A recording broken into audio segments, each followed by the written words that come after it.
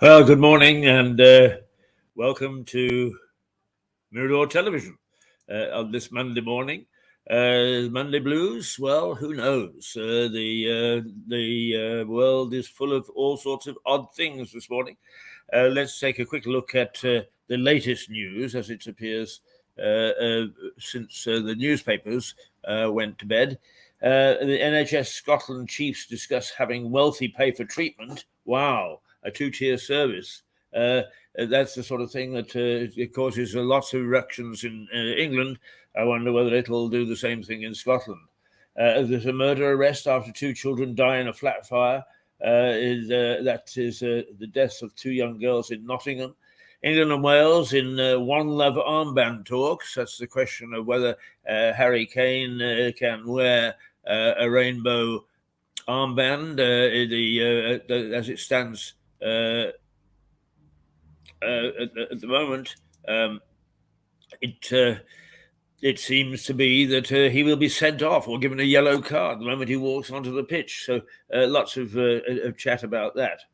An Albanian migrant says, "I wish I'd never tried to enter the UK. He spent thousands getting here, only to be put on a plane and deported the moment he was here." And the CBI boss has called for solving the worker shortages with immigration. And that has become an issue in Westminster with talk of a soft Swiss-style arrangement with the EU, which would soften up Brexit and put us back under EU law. And libraries at risk of cuts despite rise in users and upsetting abuse sent to that's a typical thing of the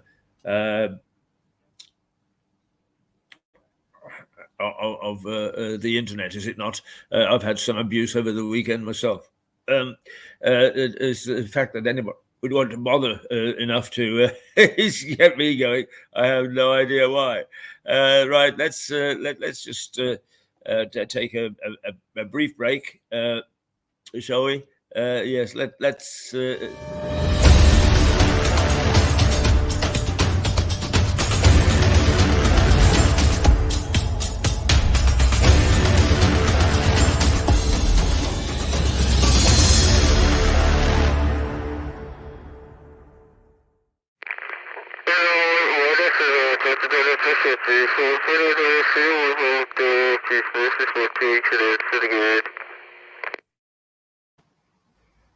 Well, there you are. That was a brief break. That gave me time to check on the newspaper headlines. And let's kick off with the Daily Express, which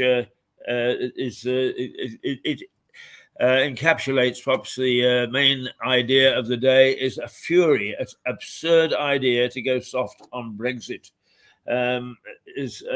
They do mention England captain Harry Kane's idea of Gareth Southgate's squad are finally set to get their tournament underway against Iran today afternoon.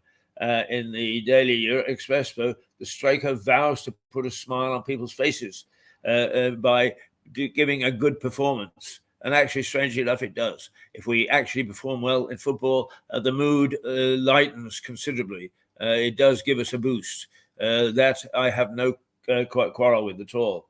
Well, the lead story, though, is that Tories describing the prospect of a softer Swiss-style version of Brexit as absurd. And that apparently is, despite government denials, is the latest rumour to be swirling around Westminster and causing all sorts of upset. The Sun, Kane vows to lift the nation, but he's threatened with a yellow card, if he steps onto the pitch wearing the armband that is the rainbow armband. Why on earth we allow these things to come into pure sport, I have no idea. There you are. That seems to be the modern mood, and I'm not going to argue with it. If that's the way people feel, that's the way people feel. Lions of Arabia, the Sun puns with the same photo of a defiant Kane. The tabloid says the Spurs captain vows to lift the nation and end 56 years of World Cup hurt for English fans. Well, they are. Let's see how they work out. They're not the favourites by any means, but they did do very well in the Euros. only losing out to Italy, as I recall. The Guardian, climate deal still leaves the world on the brink of catastrophe, experts warn. And the Guardian is saying, mind you, it once again gets involved in the World Cup. It says a humbling for Qatar, writes the Guardian, accompanied by a photo of empty seats during the second half of the Qatar versus Ecuador opening match. A photo of comedians Frank Skinner and David Badiel catches the eye in the corner as the pair insist their famous Three Lions song is about losing, while the lead story centers on the climate deal struck in Egypt early on Sunday morning. So you may want to look at that deal. Apparently, as usual, with all sorts of compromises, nobody is happy. The Star. Is it a bird? Is it a plane? No, it's Super Kane. Let's hear it for England, he says. The Star likens Kane to Superman as he aims to lift the nation by going all the way in Qatar, while the paper also features another England legend, Jill Scott, sharing a story in the I'm a Celebrity, Get Me Out of Here jungle in Australia. That really gets me excited. The Eye. Tory MPs warn Sunak over a Swiss deal with the EU. Jubilant Ecuador fans are pictured on the front of the Eye after Qatar were soundly beaten by the South American nation. Sir Rod Stewart features on the side of the front page as the paper reviews the rock legend. The lead story, though, centers on Tory MPs warning against reports of a Swiss-style trading relationship with the European Union. The government has categorically denied that the model is an option. There you are. One says no and the other says maybe. Anyway, don't. The Daily Mail is World Cup threat to England's Harry. Kane leads our bid for glory today. Will he be booked for a rainbow armband? Well, that's bound to draw a lot of viewers. Will he or won't he? What's going to happen? Will he be sent off? Oh, dear, dear, dear. After a shock claim the UK could seek closer EU ties, Tories warn, don't betray us on Brexit. The Daily Mail asks whether Harry Kane will be booked for wearing a rainbow armband as he prepares to lead England in the opening game against Iran. The splash story focuses on some Tory MPs warning Rishi Sunak and Jeremy Hunt not to betray them on Brexit. Where this came from, I have no idea. If the government is denying it, it's presumably it didn't come from them. But the rumours swirling around Westminster are that to improve trade with the EU, Jeremy Hunt has approached the EU to say, can we perhaps negotiate a Swiss-style deal? Switzerland has a no free movement agreement, so it doesn't suffer immigration, just open doors. But in all other respects is tied to the EU. And I think that the Brexiteers would certainly not be very happy with that. Metro, the Wad a waste, how bad is bad? The Metro leads on comedian Joe Lycett apparently burning £10,000 in cash to protest David Beckham's role as an ambassador for the Qatar World Cup, with the headline, What a Waste. The paper says the protest sparked a storm as the TV host donned ear defenders and a rainbow tool as he, is that tool or tule? I have no idea. As he live streamed himself pouring notes into a wood chipper. Bit of a daft thing to do when everybody's having a tough time economically. The Financial Times, the UN Climate Summit ends in discord after agreeing help for poor nations. Another triumphant image of Ecuador players applauding their fans features on the front of the Financial Times. So the World Cup has even got to the Financial Times. As it says in its lead, that the COP27 climate summit ended in discord as Saudi Arabia and Russia put up staunch resistance to upping the pace of curbing fossil fuels. I suppose both of those countries have self-interest. The Saudi for oil and Russia for gas and coal, I suppose. The Times, patients to face longer NHS waits for years, it says. Moving away from the World Cup briefly, the Times splashes on a story about NHS patients facing long waiting times for ambulances and A&E care as ministers accept there is little hope of hitting key targets by the next general election. Back to football and broadcaster Des Lynam. His famous "Shouldn't you be at work?" remark from the 1998 World Cup intros an article on millions of England fans working and watching from home. The Daily Telegraph: cancer toll surges in the wake of pandemic. The Telegraph stays away from the rumours in Westminster about Brexit.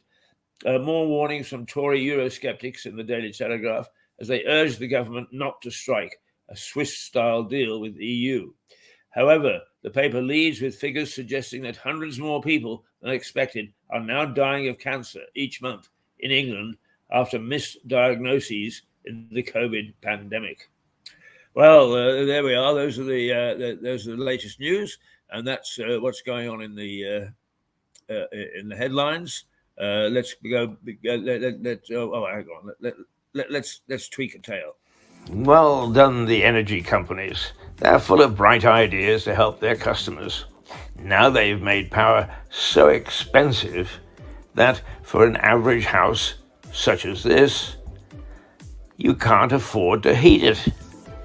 So you don't need appliances such as this. But that means you also don't need a fridge, because you can keep your groceries cool and fresh without it. The house is cold enough. Well done, chaps. Well, I love tweaking the tales of the energy companies. They don't seem to be much better, one better than the other. I must say that the treatment that they hand out to people, despite all the efforts by them to pretend that they're handing love with the government to make life easier for particularly the elderly and so on, is so much BS. They're not at all. And not least of which is because they're still controlled by computers. I don't know when people are going to wake up to the fact that computers are running us, not people. And if that's the case, we're in trouble. We're in serious trouble. But that's just me. Let's quickly look at a couple of stories over the weekend. The A27 was closed due to a serious crash involving multiple vehicles. It's near the A26 Polegate Junction, and it was closed in both directions, and the road is closed due to the incident on Sunday. Multiple vehicles have been involved in the crash, which occurred near the A27 junction with the A26 at Polegate. Traffic was queuing in both directions as a result of the closure. Right, okay. The next one is several people, including children, were hit by a motorbike after a fireworks display at Barkham. And a 17-year-old was lifted and taken into custody. He's been out on police bail now. And those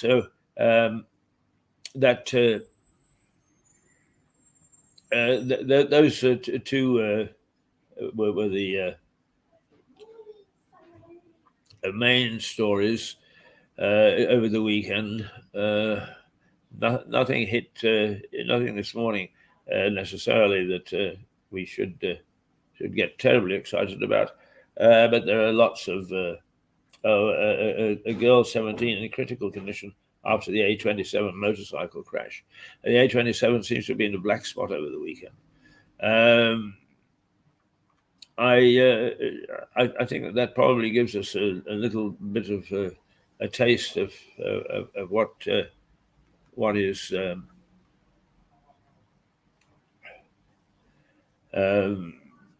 on or has been on over the weekend. The weather this morning it's pretty chilly. It's 9 degrees is going to be the top. And considering that a few days ago, well, a week or two ago, we were still hitting 17. That's one hell of a drop. So do wrap up when you go out this morning. do try to keep yourself warm. What time is it? It's 8:46 on the 21st of the 11th. That's the 21st of November in the year 2022. Rapidly coming to the end of this year, and where it has gone to, heaven only knows. We say that each year, but really, it does seem that that the months and the years zip by. Is that because we're old, or is it because our sense of time has changed? Who knows? Who knows indeed? The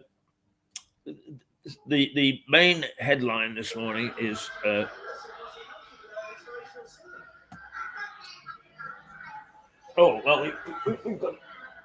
got a nice bit of a competition in the background there. Is that the television on? Oh, it is. Yeah. Heavens to Betsy.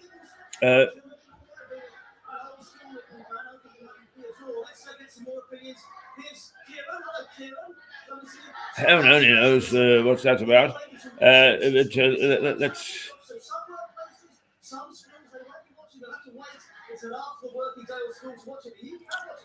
We better. I think we better do a little bit of checking here because normally we don't have this of a morning. But let's go to Lewis in the clouds and.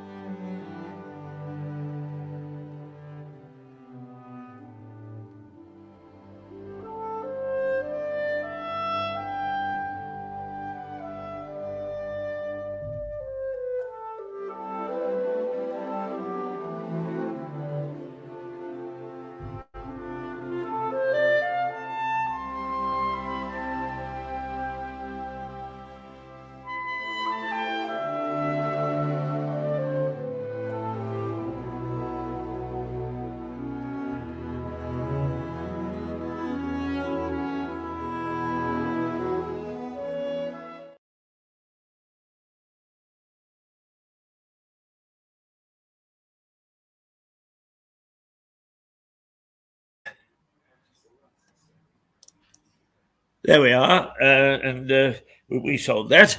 It's quite by accident. So we're back. This morning is the main controversial bit is that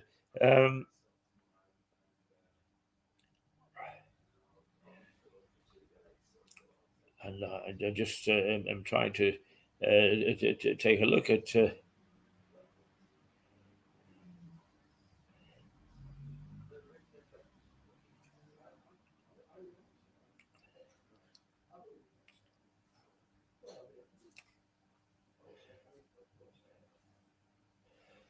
Right. Okay. Well, I seem to have found myself, and hopefully that is the picture seems to be okay this morning, and I'm very pleased with that. So you've got me for the rest of the morning. Suzanne Mouchot was actually, what a woman she is. She's our correspondent from New York, but she's actually in the western part of the United States, tramping across a desert on the weekend. So she said, could she actually come on tomorrow morning instead of today? So indeed, we will actually look forward to having her tomorrow morning. So let's just return to the main story this morning. Well, there are two main stories, I suppose. We can't help it. The World Cup in Qatar, it has been a very controversial. Strangely enough, I've had a number of people from Qatar that I've been training in various communications situations over the last 12 months. They are actually delightful people. But the fact is that they are a sheikdom. They are a kingdom, if you like. And those are the people that call the shots. So we, in many ways, I'm going to pull myself up a little bit further so I can stop those flashing lights from behind me. We hope that this goes off without too much bother. It's a sorry state when something as important in the sports world as the World Cup gets involved in politics. It's inevitable, I suppose. It's inevitable. But I just wish that we could leave sport alone and cut it off from the nonsense. Harry Kane has said, I want to lift the nation's spirits. And indeed, it does. If we do well in various competitions, the mood of the nation improves enormously. So in that, I would support Harry Kane if, in fact, he can deliver. Not sure he can, but nonetheless, if he can, it would do us a world of good. But if the question of him being sent off because of his rainbow patch on his arm, or that Qatar human rights issues and so on and so forth is then let us stop having World Cups because they do not achieve any purpose if all the emphasis is taken away from what's happening on the field. To what's happening in the corridors of power in various countries. It just is not. It's not on. And that is the one issue that is in the headlines that bothers me this morning. The second issue is the suggestion. And I have to say it's only suggestion because where it came from, it came out of left field. The only thing is that Jeremy Hunt and Rishi Sunak both have a job in hand to try and balance our books. And they are looking at any option to increase revenue. And one of the options that is suggested that they're looking at, although they deny it, is that we would virtually, to all intents and purposes, rejoin the EU. And that would be to improve our trade with the continent, which has taken a dip. Of course, howls of outrage from the Brexiteers, and I think rightfully so. The people were asked and the people spoke. And despite the fact that those people who didn't want to leave the EU won't leave it alone, is unfortunately that was the decision.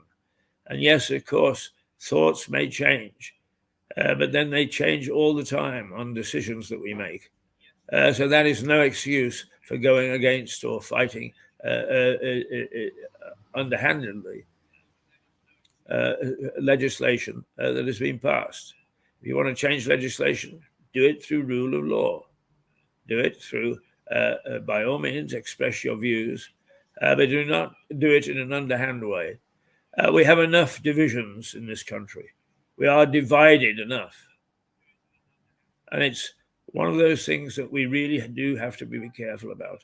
It is often said of politicians that when they hit a controversial issue, is they just keep on asking in 10 different ways the same question until they get the answer they want.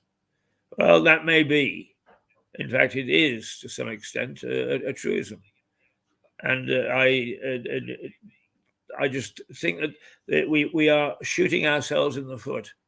There is no sense in us saying that democracy is under threat, that we are being suborned by people who do not respect rule of law, who do not respect what our government does, who do not respect our way of life if it doesn't fit in with their way of thinking. And of course, we've got the woke people who are really bothering the hell out of us. Really bothering the hell out of us. But we really do need to take stock. There is no sense in us going around the world as we do with our foreign aid. What is it? 7% of GDP. Telling people to live by rule of law if we're not prepared to do it ourselves. And actually, you know, it is funny, but at the moment we seem to pat on the head, and we don't do anything about those people who will not respect rule of law. That makes us a third world country. That's what we are. We're a third world country until we actually deal with those people who would undermine the basic principle of rule of law. We have a quite sophisticated system of getting our laws in place. It takes quite a long time, and it's frustrating, often very frustrating. But the frustration is worth it if, in fact, what we do is we come to a conclusion that is fair and just. But we now seem to be giving in to those people who want an instant add water and you'll get a result. It is not on. Rule of law is something that is key to any civilized society. And yet we are tending to give way to those people who do not respect it. And it is not fair and it's not just. And actually, if you like, is the fact that there is a lot of upset about the way that the Qataris live is that basically, if they live by their own rule of law, we should respect that. And if we can't respect it, if we say that it is not a rule of law that we can accept, is we shouldn't go there. It's that simple. What we're trying to do is to get the best of both worlds. And as usual, when you try to get the best of both worlds, they clash. And those clashes become uncomfortable. And we start to get a whole host of things that are just not very pleasant in terms of the way that our society goes, and we start to get upset. I don't think for one moment that in this country we are going to see the rule of law overturned to the point where we will have revolution. I just don't believe that. I don't believe that that's a threat. In fact, our system, the constitutional monarchy, prevents that sort of thing happening. But by the same token, we cannot have people with a set point of view sticking their trousers to the road, marching in the streets, rioting against what they don't like, and then expect us to live by rule of law. We just can't. It just won't happen. Rule of law first. Change the law by legal means second. So both the Qatari situation and the Brexit situation are disturbing, to say the least. Doesn't matter whether you're pro or anti-Brexit. Whatever you do it by rule of law. And I think that if Sunak and Hunt want to, as indeed is rumoured, is to turn that on its head for the sake of extra trade, and because they're in a bit of a bother financially, I think that is the first signs of a crumbling situation where we are a civilized society. Don't let that happen. If you want to change it, if you want to go back, if you want to implement this sort of thing, then do it by rule of law. Do it by, since we went to the people to see whether we should remain a member of the EU or not, then I think it is incumbent upon us to any reversal of that is done in the same way. The sad thing is that this whole business about the EU ripped us apart as a nation. It ripped our families apart. It ripped friendships apart. And why on earth people on opposite points of view couldn't talk about it and discuss it, I have no idea. It just shows that the depths of feeling that were incumbent upon us during the period of transition, of change, were so severe that they would actually cause father to cross with son, families to fall out, best friends not to talk about these things. Was quite beyond me. It was quite beyond me. There you are. Those are the depths of emotion. And once depths of emotion get going, the truth comes out. We are nowhere near the liberal society that we like to think we are. We are quite ready to say to our neighbor,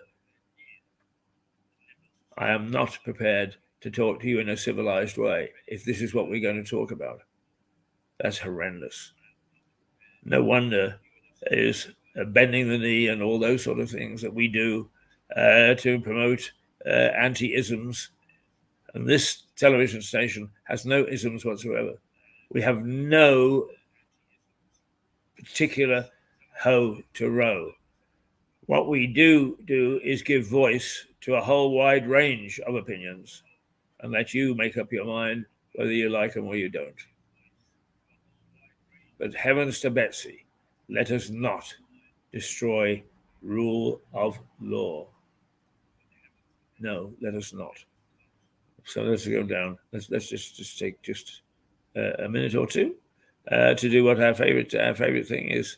Let's go down to the park. Let's go down to the woods today. But it's not the woods.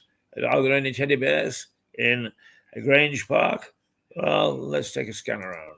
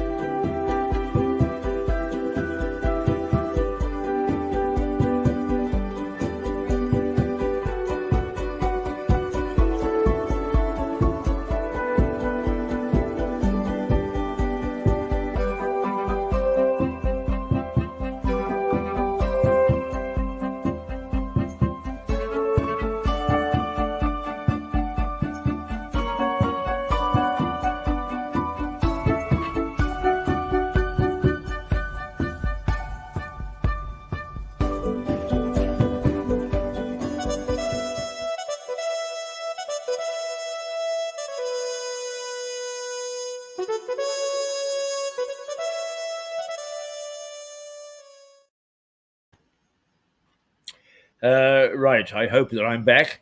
Am I back? Yes, I am.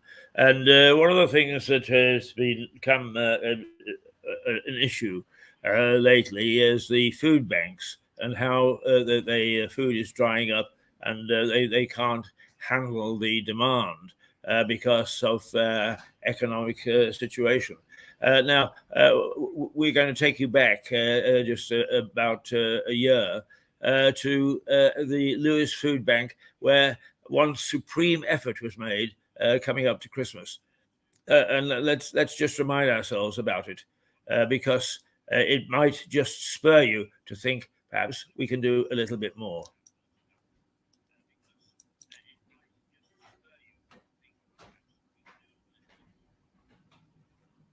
Well, there we go.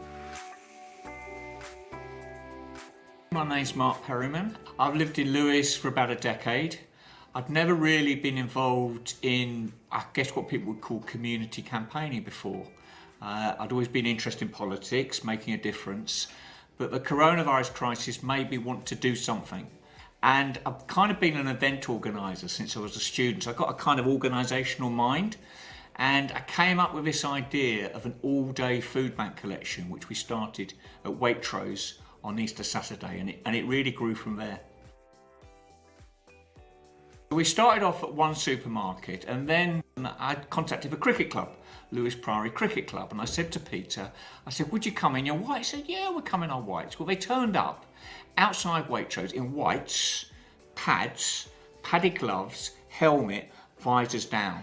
And so everybody who was going to Waitrose knew that Lewis Priory Cricket Club cared about food poverty, and that's what switched in my mind. I thought, why don't we create not a kind of coalition which is like a committee, but a public and visual coalition.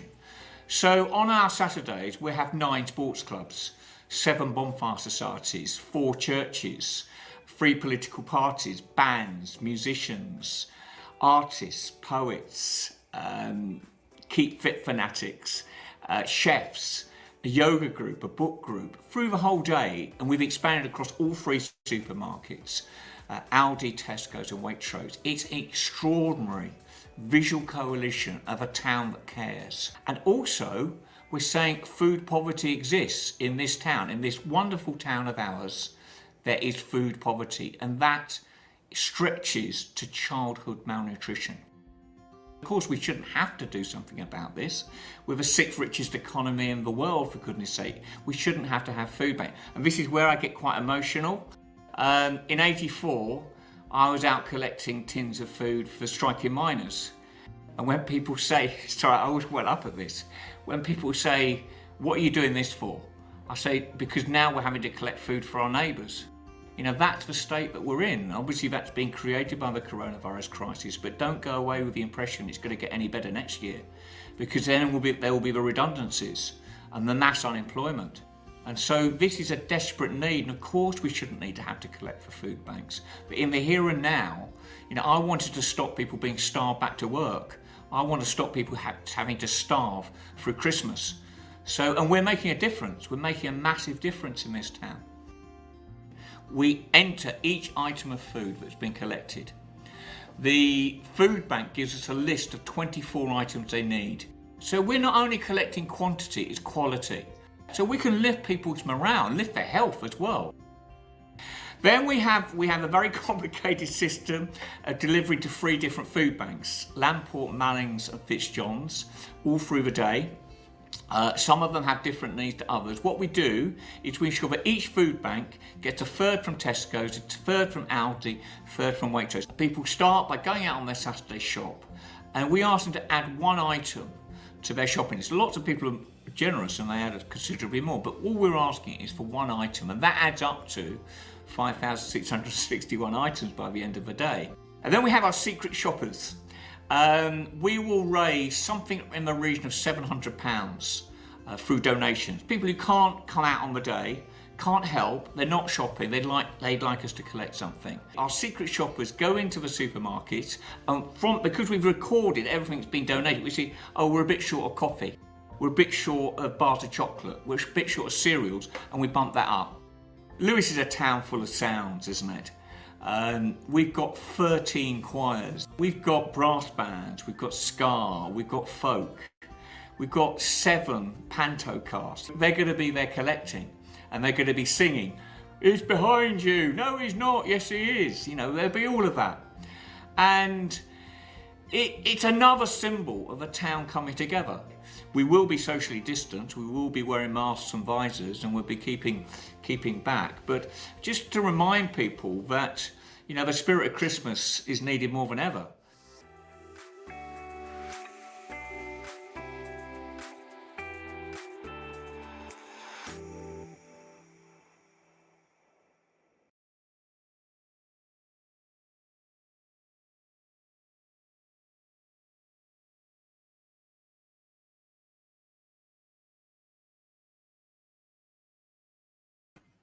Hi, there I am. Now, strange enough, that was for Christmas last year, prior to Christmas last year. And has much changed? Well, social distancing has gone, I suppose. But certainly the appeal for everybody to get behind the food banks because they are needed is the same. And Mark Perriman there showed what can be done when a coordinating effort. And I hope that perhaps behind the scenes, I mean, I haven't spoken to him, but I hope behind the scenes that that coordinating effort is continuing. And who knows where we possibly may end. But at the moment, we are needed. It is needed to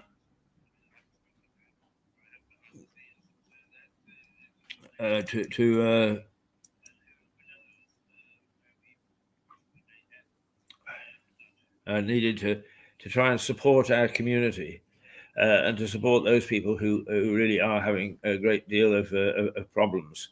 Yeah, so I know you hear all sorts of stories about people who abuse it and so on and so forth. Oh, any system is open to abuse. Not much we can do about that. Let me adjust the camera a little bit.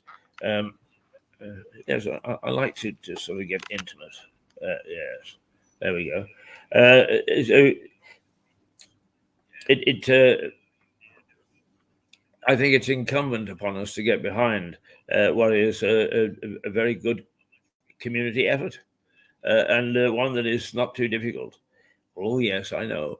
When we go to the supermarket now, is everything is about 50% more.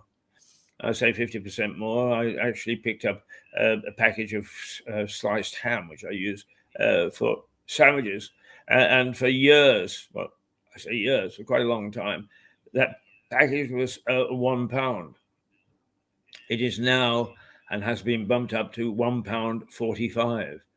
That's the sort of inflation, if you like, the increase in the cost of living that is happening in our supermarkets. And can they help it? Probably not.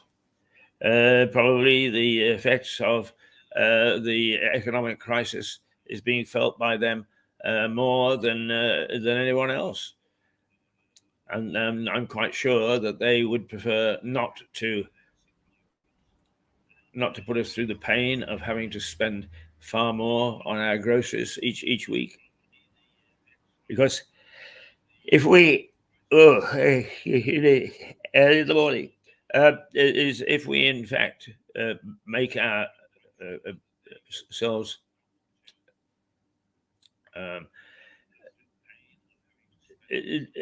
incapable of supporting our society, incapable of crossing the road, turning the other cheek, and all the other things which our Christian background, and I'm not excluding anybody, Muslims or anybody else, just broadly, I have to talk about my own background, which is a Christian upbringing, and those the rules that have been instilled into me from a young age is basically is to help thy neighbor,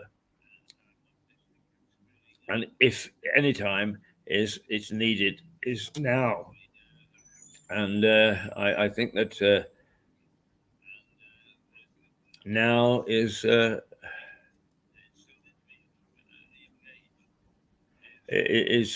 when we really need to come to the fore. Yeah, why don't we do it? Let us do it.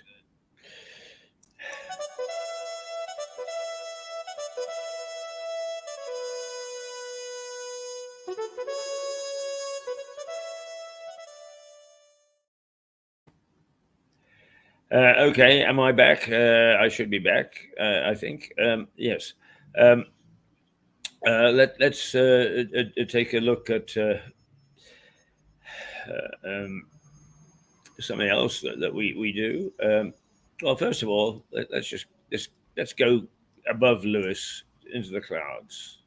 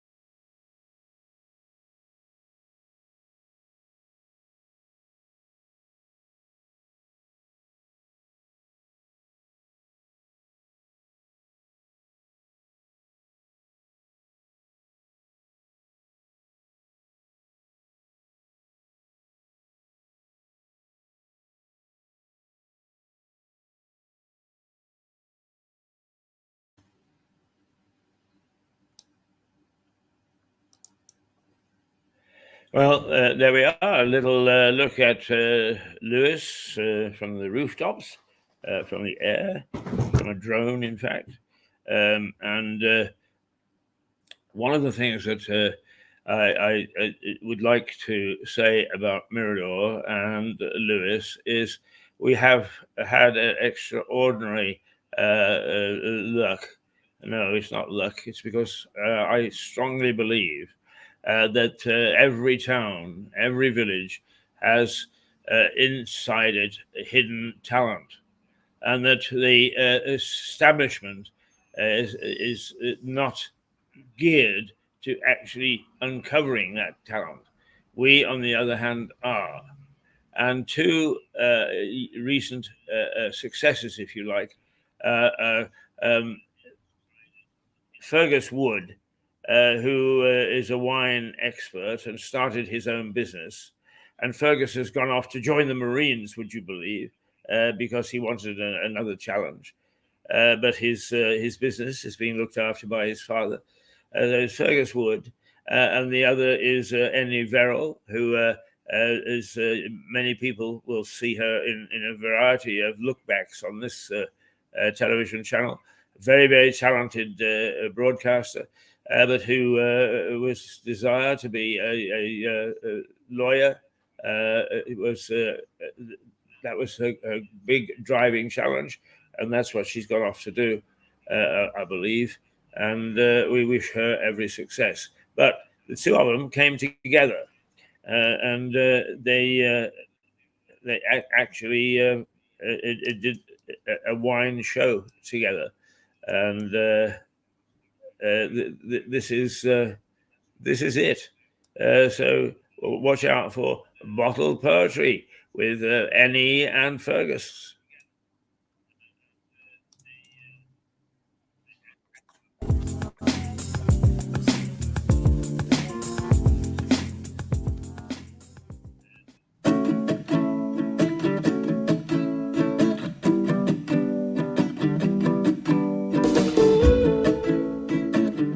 Hello and good afternoon, good morning, good evening. Here we are with the second episode, which is all about wine tasting for all the people out there who are wine connoisseurs or just want to know a little bit more about the wines themselves. So we have with us Mr. Fergus Wood, who will introduce himself and tell you all about his company. Hello, Fergus. How you doing? Please tell us more about yourself. I'm well, and once we get through all these wines, we'll be even better, probably. How are you? Exactly. Yes. Yeah. It'll be a great way. We're recording this at lunchtime, so hopefully it should get us into the afternoon quite nicely. Yes. Just Thursday, the right time for it. Exactly. Thursday is the new Friday as well, so at least we're starting early. It's good. Oh, I like that. That's great. So yes, I'm Fergus Wood. I'm the founder of Camino del Vino, as you can see in the background. I'm a new startup. We're about to launch a new startup, online wine startup, where you can find us at www.caminodelvino.co.uk. I think it's very clever of you to have started this company, because I myself, I don't know much about wine. I know there are 3 different colors. Yeah.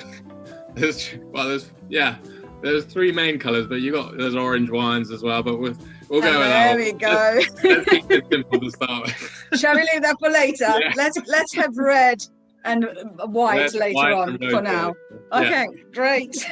So last time you were about to start talking about this beauty here. Yeah. Wonderful. Girl with a pearl earring, yes. And which is a Merlot. Correct. Lovely, here it is. And it's Chilean, is it? It is Chilean, yes, correct, yeah. Great. So it went by a different name, the portrait, or the painting, sorry. Yeah. I can't remember what it is, or don't really know. No, that's fine. It's now just known as the girl with the pearl earring because it is so iconic and so distinct. Indeed. But this particular Merlot is also great for the region. It just thrives in the Central Valley. And the Central Valley sort of wedged in between the Andes on the east coast, and then it's got small sort of low-lying mountains on the west side, so it really tucks in below there. And Chilean climate is very Mediterranean. It's very warm and sunny, but then sort of that it gets that through the day. But then when the cool climate from the top of the Andes comes down, when it comes into the night, it starts to cool all the vineyards down, so it helps mellow out sort of the growing conditions basically, so it doesn't go ahead of itself really. It doesn't wear itself out through the growing season, so it like sort of cools itself down. It doesn't need to start photosynthesizing, and yeah, it basically ends up with a lovely, elegant wine at the end of the day, and which we hopefully crack onto now. I love the way you told that story. You should be a teacher.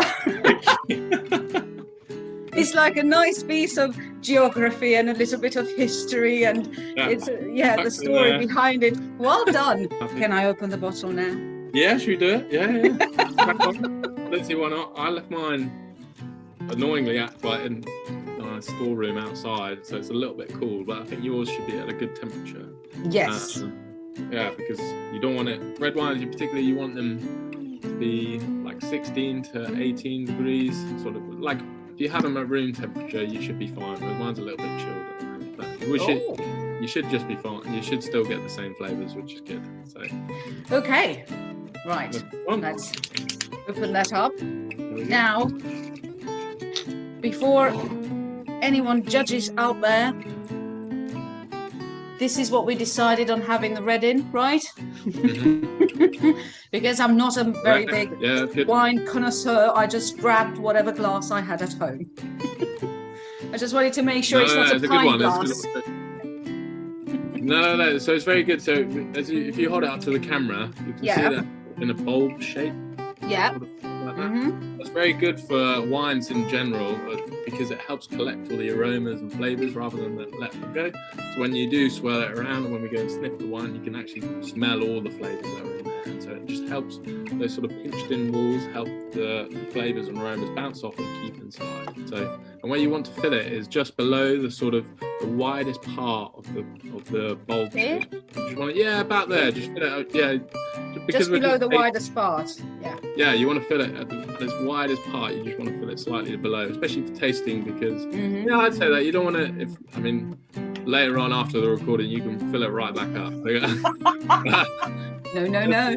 Just for tasting, you want to let all the aromas just tuck in. Whereas if you filled it a little bit higher, they may just sort of go out. Also, let me just ask about the top. Now, of course, many people believe that if it's not a corkscrew, then it's no good. Mm-hmm. If it's just a screw on, what's the truth behind this? So, there is a slight bit of truth in that. Yeah, a lot of one of my friends as well. He's especially for like these sort of wines, South American wines that do have a corkscrew. He just doesn't. He doesn't believe that good red wines should not be in a corkscrew. It's they should have a cork in it basically. Just because it's like, what the cork does essentially, it just imparts a different level of flavour onto the wine that maybe the winemaker wants to do.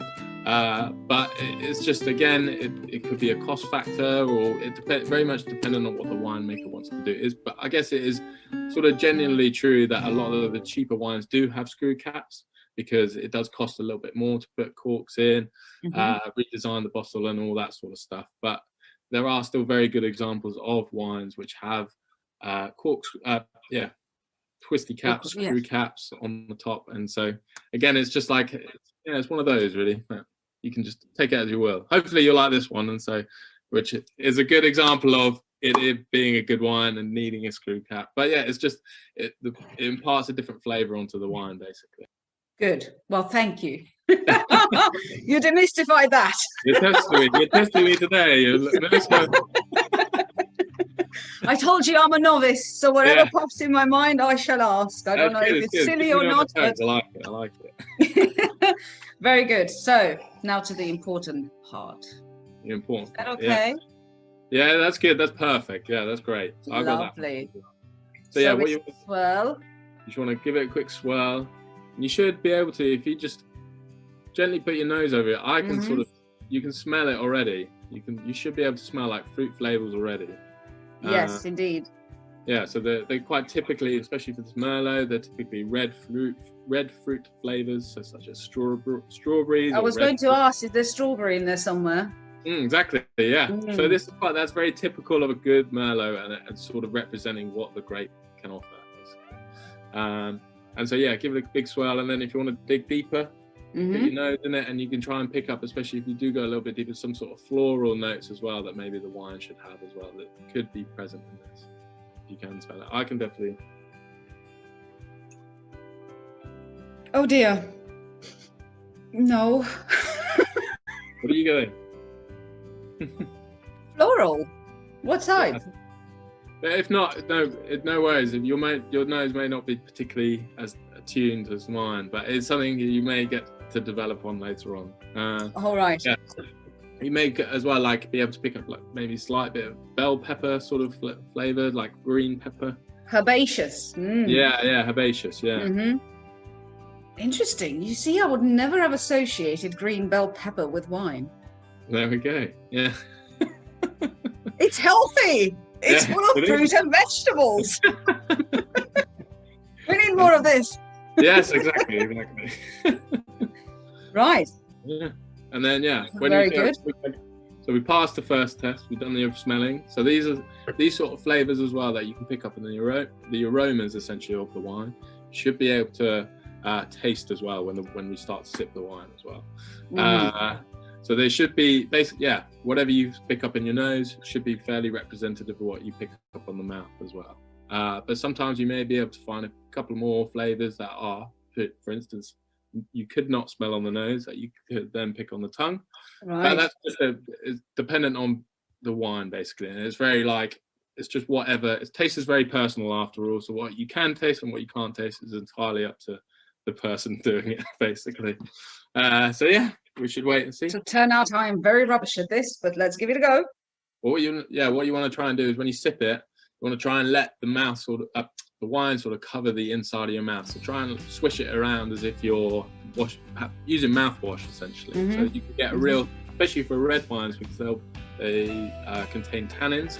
You get this sort of general feel and sort of slight covering, but it's a really pleasant covering of your mouth, and it's a slight drying texture to it as well, which is very representative of red wines. And that's what a lot of people do sort of like, is that sort of slight drying sensation, which helps sort of it's just nice really. I don't really know how to explain. You can tell a very good story. Right. Let's see.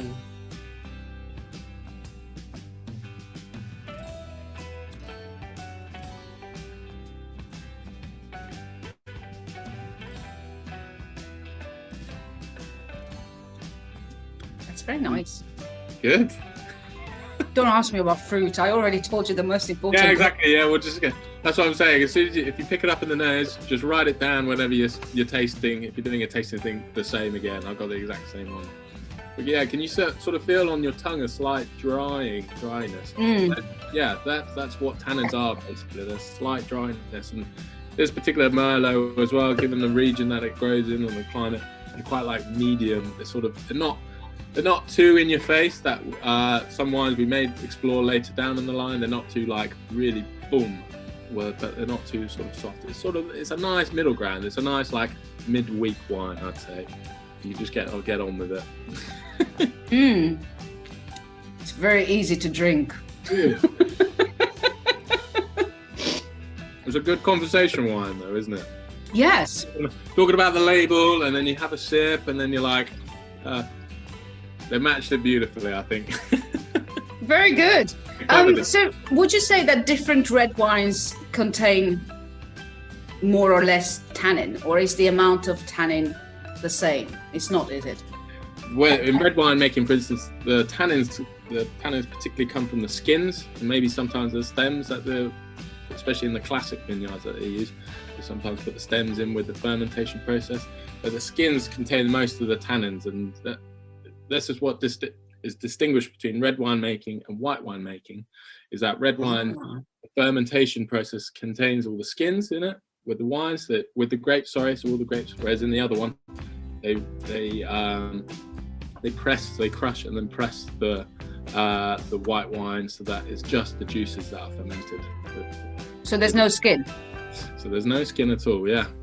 So that's why tannins, you will never feel tannins in white. In white wine. Yeah, it's only applicable to red wine. Yeah. I like this. Yes. Yes, I don't think I like the red wines that contain too much tannin, because when I taste that dryness a bit too much, I can never explain it. It seems, I don't know what's the word for it. What's the best word? Is it too dry then, or too something? But I can never explain. But whenever I taste, yeah. Go ahead.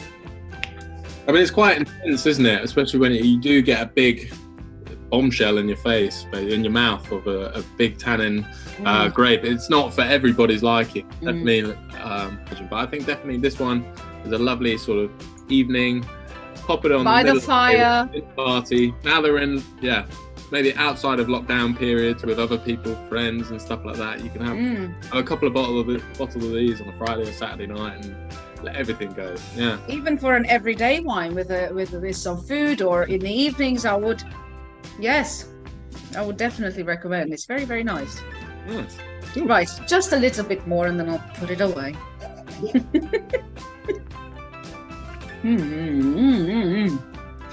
Very nice. I feel like I want to eat it. Good. And you feel as well, I noticed on my last golf as well, like my tongue being sort of quite fresh in itself. It's like a minty flavour.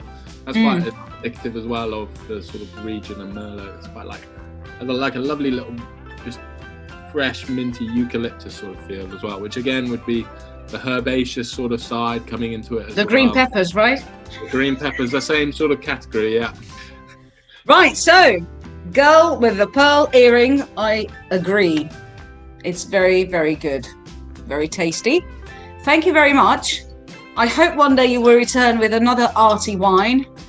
I do. I have another one. I have a Sauvignon Blanc, which we could do, also from Chile as well. So this would be a great opportunity to go, okay, we've done the reds, now we can move on to the white side of Chile. And especially Sauvignon Blanc, one of Chile's best white wine, great varieties that it produces as well. So. Thank you very much, Fergus. This was very, very nice. I've thoroughly enjoyed this. I shall try it later again, just in case. See if I can recognize the bell peppers later on. Exactly.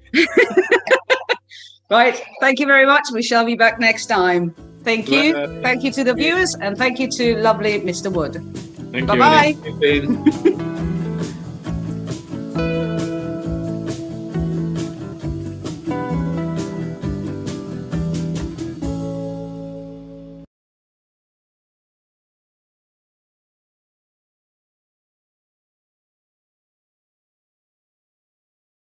On the microphone. There you are, a little wine lesson from Fergus Wood and Ellie Verrill. Appropriate today is when that was made about a year ago. Right, just let's take a look at the back pages of the papers, because it's obviously taken up with Cata. And as I said earlier, and by the way, you're watching Mirador Television. Out of Lewis and out of the White Hart Hotel.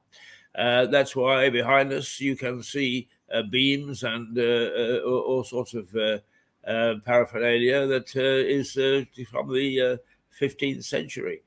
And this hotel has had a sterling history, and its history has been part of history, if you like. There is very little import that's happened in British history that hasn't involved this hotel one way or another, directly or indirectly. And it's great to be sitting amongst great historical activity as we broadcast today in the modern world. And a modern world it is. But let's just go to the back pages, because we did mention the politics is getting mixed up with sport in Qatar. And one of the things that is creeping through is when Gareth Southgate lost a couple of matches with the England side no more than a couple of months ago. The knives were out. Time for him to go. Get rid of him. Woo, boo. And now there is a sneaking acceptance that he has done a remarkable job with the England side, and that the side we've sent to Qatar is capable of anything. Now, this is the World Cup. Anything can happen at the World Cup, as indeed the hand of God proved, I think, in the 1980s, when the Argentinian player, I think it was, managed to very successfully palm the ball with his hand into the back of the net, and let the goal stood.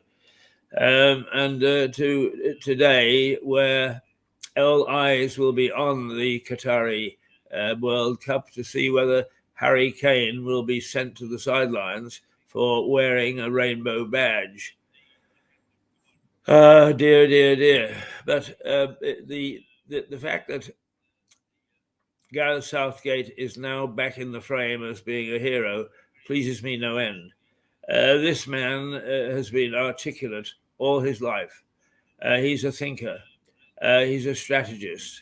And all strategies don't always come off. But he hasn't done too badly at all with his strategy. And the fact that he is the present manager and has stayed the present manager, I think, is a great tribute to his skill and his abilities. And that those people who are talking about let's get rid of him and let's bring in somebody else must at least wash their mouths out, if not eat their words.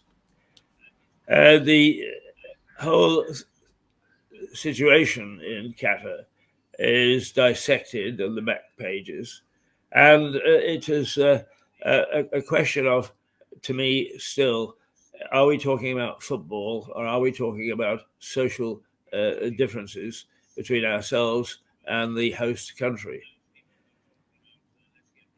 I believe that the host country should be allowed to keep its own rule of law, as long as it is not talking about chopping people's heads off. The Qataris have rules. They have a constitution. They have a king, and that basis is their rule of law. And it's up to us, if we want to go there, to observe that. If we don't want to go there, then don't, and drop out of the World Cup. But you can't have your cake and eat it. And this is creating considerable disturbances across the whole of the football industry, and for that matter, across the globe. Secondly, that we have got an analysis too prior to a different World Cup, and that is the Rugby Union World Cup, which takes place next year, and the Autumn Internationals, which are helping determine for the coaches and for the fans where their team stands in the pecking order. Well, England have had a very, very rough ride. They were beaten by Argentina in the opening game. They whacked Japan in the next match, and then suddenly found themselves 16 points to 0 down against New Zealand. And they fought back to force a very thrilling 25-25 draw. Not good enough, say the critics. They should really have won that match, and they are not playing to their potential and so on. And of course, undoubtedly, that calls then for the sacking of the coach, Eddie Jones. I don't think that the RFU, or that's Rugby Football Union, to people who aren't rugby players, rugby people, it's up to the Rugby Football Union. I don't think they're going to sack Eddie Jones at this juncture at all. It would be a complete utter madness.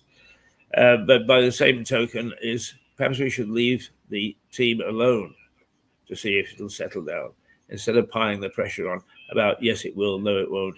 Always awful on the pitch, and it'll never get any better, and so on and so forth. All the things that we hear. That is also obsessing the minds of the last the back pages. So World Cup in rugby, World Cup in football, and this afternoon will tell the tale because at 1:00 our time, the English team take on Iran, and that will then tell us, I think, how strong or how many problems our team will have. But whatever happens, for God's sake, if we lose, don't start taking it out on Gareth Southgate straight away. Give him time to settle this team down. A World Cup is a big event, and it must be very scary to be part of it. Anyway, that's the back pages. Just very briefly looking at the business pages, it's the CBI that is pushing apparently for the government to ease up on Brexit, citing the fact that there are no jobs available in there are no people available to fill some of the jobs, and that's why we're feeling the pinch, particularly in some of our foodstuffs. I don't think that's the cause at all. But CBI were always very lukewarm, if not anti, leaving the EU. It's strange enough for a business organization. It tends to be somewhat soft on private enterprise principles, but there we go. C'est la vie. There is an article in there that says let's get Britain back to work, and basically pointing out that our economy has suffered from excuse me. Our economy has suffered from the working from home syndrome, that we don't really work, that we are not pulling our weight. And I tend to agree with that a little bit. Here, I'm going to do that to try and ease my throat a little bit. And the article is well thought out and does reflect some of my own thinking, that working from home only works so much, and then it starts to creak at the seams. And the combination of big business relying upon computers means that we are really getting out of touch. The consumer and the business people are getting out of touch, but they're growing apart, and that is no good thing. The economy depends upon the customer as well as the manufacturer or the seller. We need to do something about that. Can we ban working from home? I doubt it. And then, I was reading because I'm very interested to see and to make sure that no television stays up with what's happening in the global TV world. Is that in America, the exact opposite is happening, where television stations are being urged to let their correspondents work from home, because they say that when people who in the main are working from home, and it's become a habit, are watching television, they feel remote. They feel cut off from those people who are turning up on a daily basis in the television studio and all working together from work, as it were, as opposed to from home. So everything is pulled in two directions. What's right? Who knows? But whatever we do, we've got to try to sort out this little bit to try and get Britain back to work.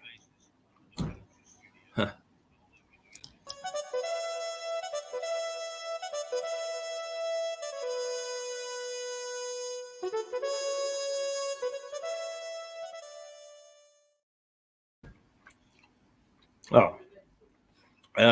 now let's do just a gentle one, shall we? A nice gentle something. And one of the things that we do is we try to do things in a different sort of way, and one of those ways is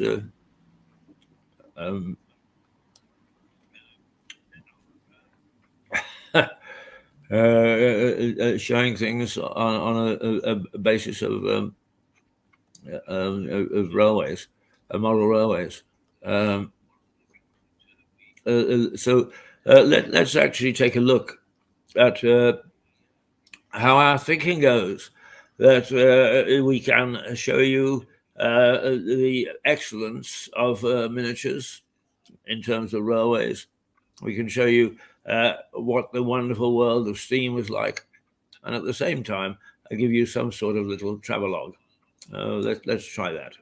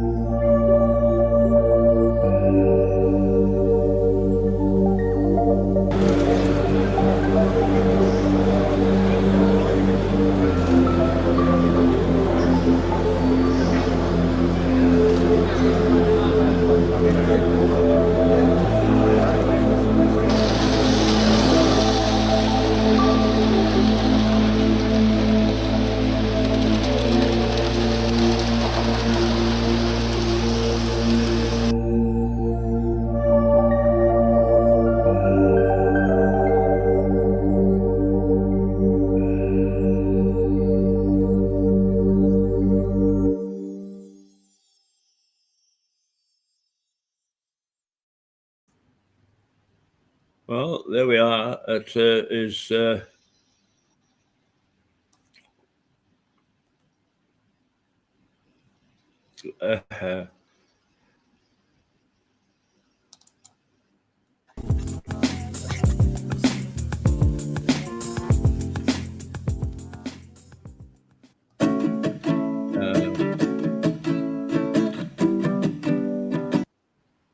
We showed you that. There we go. Getting myself back on deck sometimes is a little bit of a problem for me. Perhaps because subliminally I think they've seen enough of me. What are we going to do now? But we should perhaps clear the studio, and then we can't make too many mistakes. We will not have Suzanne Mouchot today because she was off tramping the desert. We forget that North America has deserts. And as she said, I asked her if she went on a camel, and she said no, a barefoot and jeep. But I was minded to chat to her for a minute or two about my own experiences with a camel, which was in Egypt. And frankly, I could leave the beasts at home. I found them miserable, smelly, awful. The people who drive them are even worse, and they always want to try to nibble away at your toes, and their teeth aren't exactly either hygienic or, for that matter, if they manage to nip you, is the pain of their bite. I think her choice of going through the desert in a jeep was a wise one, absolutely wise one. Let's just catch up with where we are, where we're at. Generally speaking, the main news over the weekend from here in our part of the world was that the A27 was jammed for a while because of a multiple car vehicle accident at the Polegate roundabout. And also, some people were hit by a car as they left a fireworks display in Barkham. But other than that, it was ongoing news, so really not news at all. Looking at the news here, the papers are full this morning of Rishi Sunak and Jeremy Hunt. Apparently, and I say apparently, because there's no formal, in fact, any formal statement by the government has denied that they are looking at this, but that they are thinking of negotiating a soft Brexit agreement, similar to the one that Switzerland has, where Switzerland, in fact, doesn't have freedom of movement, so it doesn't have huge numbers of people flooding in from the continent, but in all other respects is a member of the EU. That, of course, has set alarm bells ringing amongst those who are pro-Brexit, and that's what seems to be exercising the minds of our esteemed leaders in Westminster this morning. Wow, very, very interesting that. And then the other big thing is Qatar, and I can't say enough that I just wish we would leave sports and politics separately. Yes, there is a right to be concerned about Qatar's human rights record, its attitude towards homosexuality, and so on. But it is a country that lives by rule of law, and the moment we start to tamper, no matter how well-meaning people are, we start to tamper with the rule of law, we actually start to undermine the very basics by which we in the West believe that we have a civilized society. So to me, lay off, get on with it, present a decent spectacle in sport. Don't let us be taken away from that. by the political issues, and certainly don't take the political issues onto the pitch. I'm full of admiration for Harry Kane, taking his what he believes in, and being prepared to be sent off for what they are, and that is him wearing a rainbow badge or armband. But it isn't, Harry, part of sport, right, what you're doing. And while sport can be a great leveler, it can be a great influencer, it must not be used so that we are facing a devastation of the game. I mean, can you imagine if Harry Kane is sent off the moment he steps onto the pitch? England will have to go with 10 people, 10 men from the very start. Hardly creativity and the opportunity to stage a really interesting final, an interesting World Cup final. And that's what we really want to watch if we're talking about a World Cup final. Right. Okay. Let us see what we have in store. I know what I'm going to play next. And I have I have a funny view of national character and so on. And while the British, many liberals would say, "What is the English character?" I about a year ago had a chance, a try at defining it, and these are the conclusions that I came to. So let's have a look.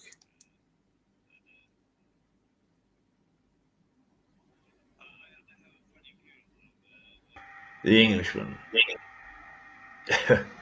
Peculiar breed, aren't we? We still have very quaint customs. I suppose that outside people see them as quaint. We see them as quite serious to the way that our society should operate. Hugh Grant, when he made the film Love Actually, gave a little speech at a press conference about what England was. I only paraphrase it, but he says something like, "We're only a small country, but we're a great country. The country of Shakespeare, of Harry Potter, of Churchill, of 007, and a whole host of other people, including David Beckham's right foot, David Beckham's left foot, come to that." And that's the sort of way, I suppose, that we see ourselves, is not in any power structure, but as being potty people from a potty little country, which punches well above its weight. First of all, of course, is the oddity is that we still have what we call English gentlemen. And if you want to define what an English gentleman is, for instance, no English gentleman will ever be seen dead with a tie that matches his kerchief at the top of his pocket. They shouldn't look the same. And yet you will find in the stores that they sell packages of ties and kerchiefs that are exactly the same colour. Well, you're not an English gentleman if you're wearing a tie that matches your bougainvillea.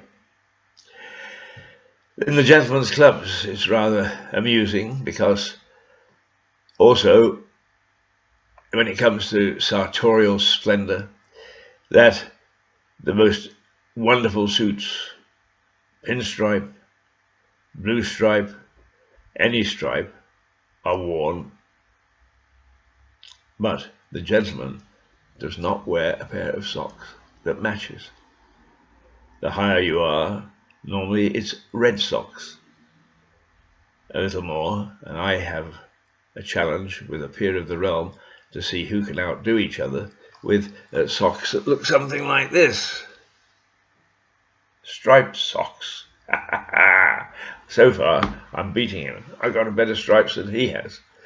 But that's the way that the Englishman will dress, and will be very careful about it.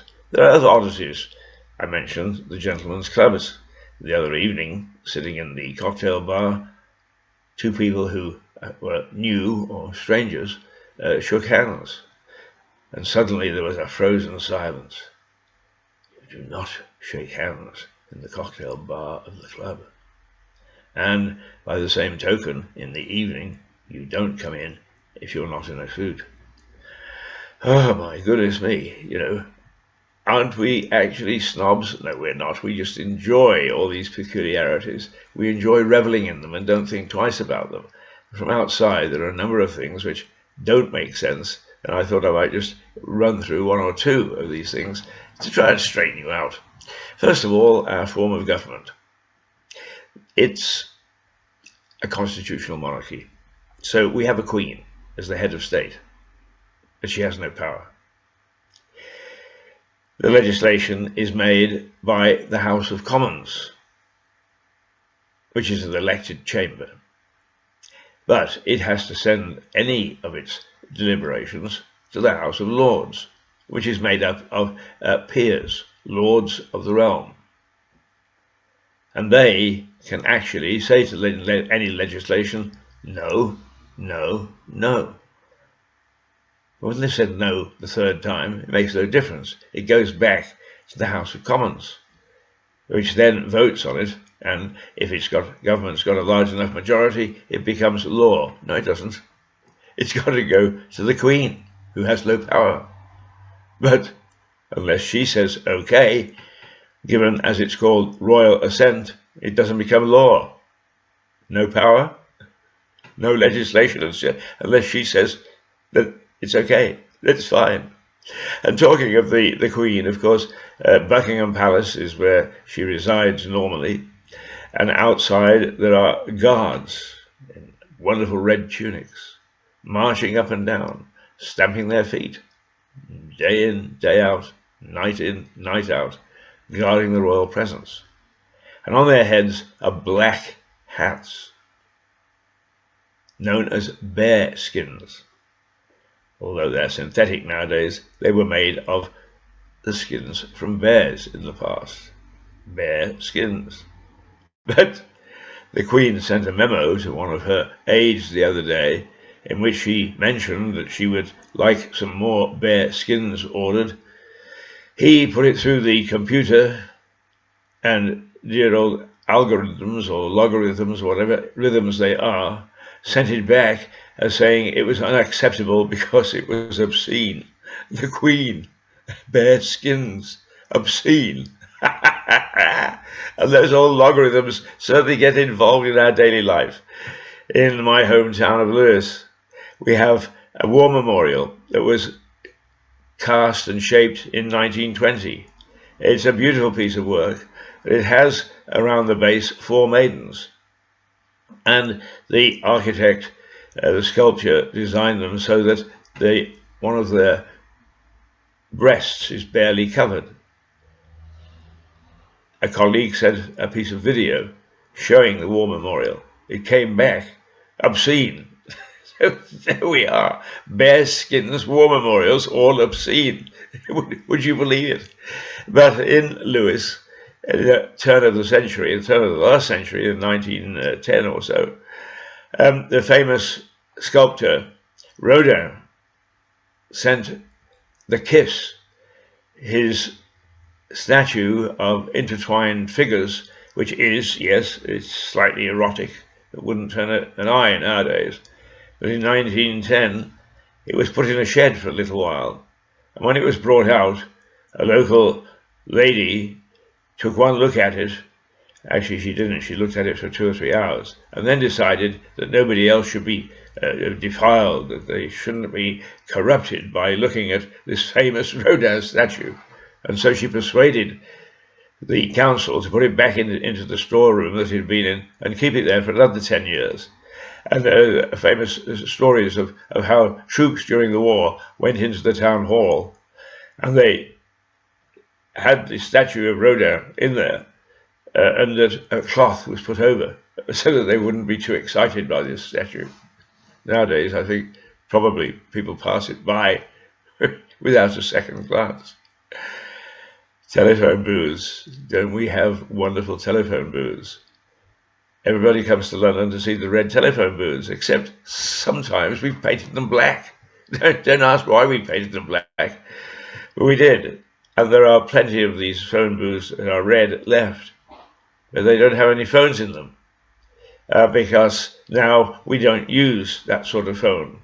So the red telephone box stands there with no phone. And if you open the door to look where the phone used to be, the inside is plastered with Bertha invites you to visit her, or Maggie will make you happy, with email addresses. You can get hold of these unfortunate ladies who I'm sure are just welcoming tourists. But it's the way that they actually advertise it in a telephone booth is the amusing way of welcoming people to Britain from the ladies of the street or of the night. Oh dear, aren't we actually just a strange nation? Well, we are. And I suppose that the one thing that we really don't have that much of is good trains. You get onto a train in Britain and it says it is going to Hayward Heath. Halfway there, it stops at Gatwick Airport. And all the passengers are told to get out, because for some weird reason, it is not allowed to go any further. No reason is given. You just can't go any further. So everybody piles out and is told to catch the next train to wherever they're going to. Hayward Heath, Brighton, wherever. Except there are no trains to those destinations. You stand on the platform and you wait and you wait and you wait. And there are no announcements, no nothing. The trains that go nowhere, only we in Britain could have them. We have a lot of peculiarities, and I will, over the coming weeks, just outline some of them to you. Because nonetheless, rural Britannia, we just love the way that we live. And we are almost like animals in a zoo. People come to stare at us and gaze at us. And we allow them to. And we stand there and we love it. Even though we would say, we're quite normal. What's wrong with them? No, we're not. We are eccentric, to say the least. Our airline, British Airways, absolutely wonderful. I got on a flight in Budapest a little while ago, fell asleep, and thought I was on the way to London, when in fact I was woken to hear the lady on the microphone saying, "Welcome to the Algarve." Algarve? That's in Portugal. Yes, he said cheerfully. We got into flight and the computer directed us to the Algarve. Sorry you're not in London, but here you are on the south coast of Portugal, which is warm and has sangria and all sorts of other things. Thank goodness that we're eccentric. Thank goodness that the computers that serve us are eccentric, because now I'm able to pop off to a Portuguese bar and have a wonderful time having a drink and lying in the sun. Mad dogs and Englishmen go out in the midday sun. Toodle pip.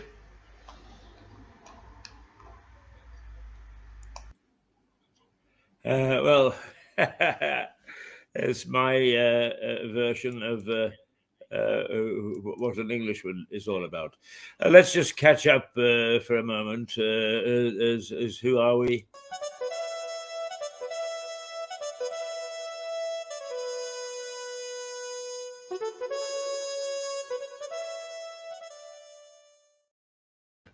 Okay, Mirador Television broadcasts out of the White Hart Hotel, a historic hotel set in the centre of Lewes, once again a historic town. It probably had its charter from Alfred the Great, somewhere around 800. But even so, there were communities there even before then. although there was little evidence that the Romans paid much attention to this particular site. Although there is plenty around about at some of the tiny little villages, such as Barkham, where there is evidence of the Romans using the river. There is some suggestion that something called the Pell's Pool here, which is now a all year round open air swimming pool. Well, it's not really open all year round, but it's certainly open and it's very popular. People use it extensively. That it started out as some mill ponds, some flooded land, but turned by the Romans into mill ponds, which were then utilized by the monks at the priory. So there is plenty of evidence of pre-Norman activity here. The hotel in question, the White Hart, saw Tom Paine write or develop his rights of man theories, which resulted in the American War of Independence. And indeed, there is a plaque on the hotel suggesting that it is known as the cradle of American independence, and that this is where it happened. So take a good look at those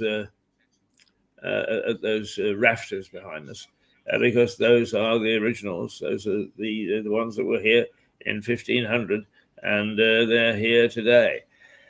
So a very interesting place to come into.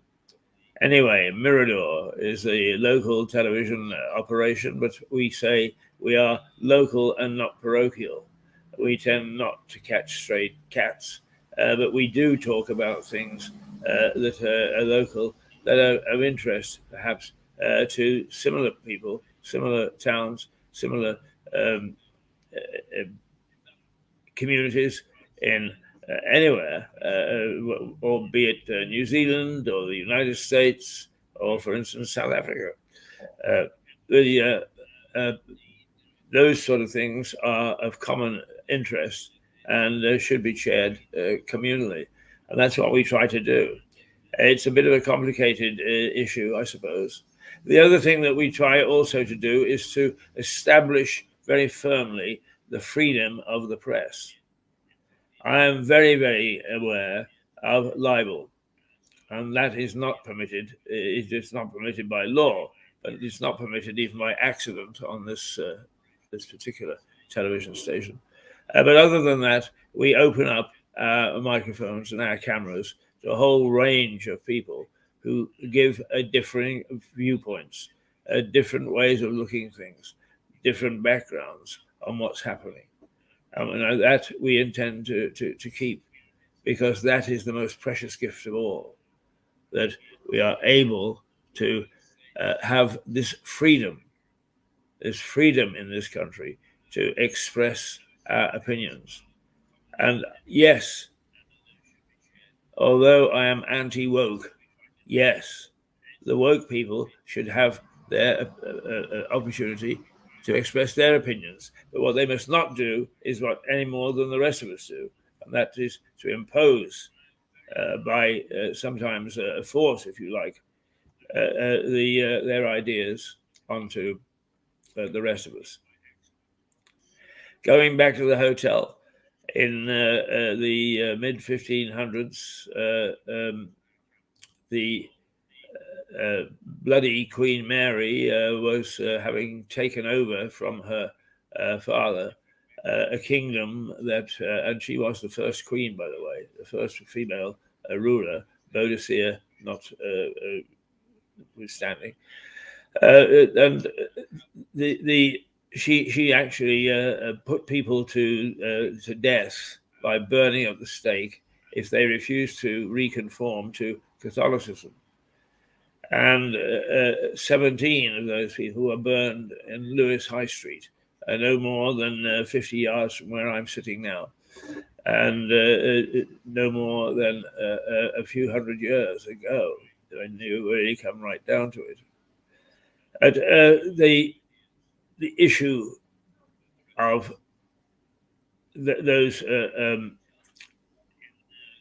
martyrs, as they're called, and who are fated on November the 5th by local bonfire societies who recognize what happened to them as much as what happened to Guy Fawkes and his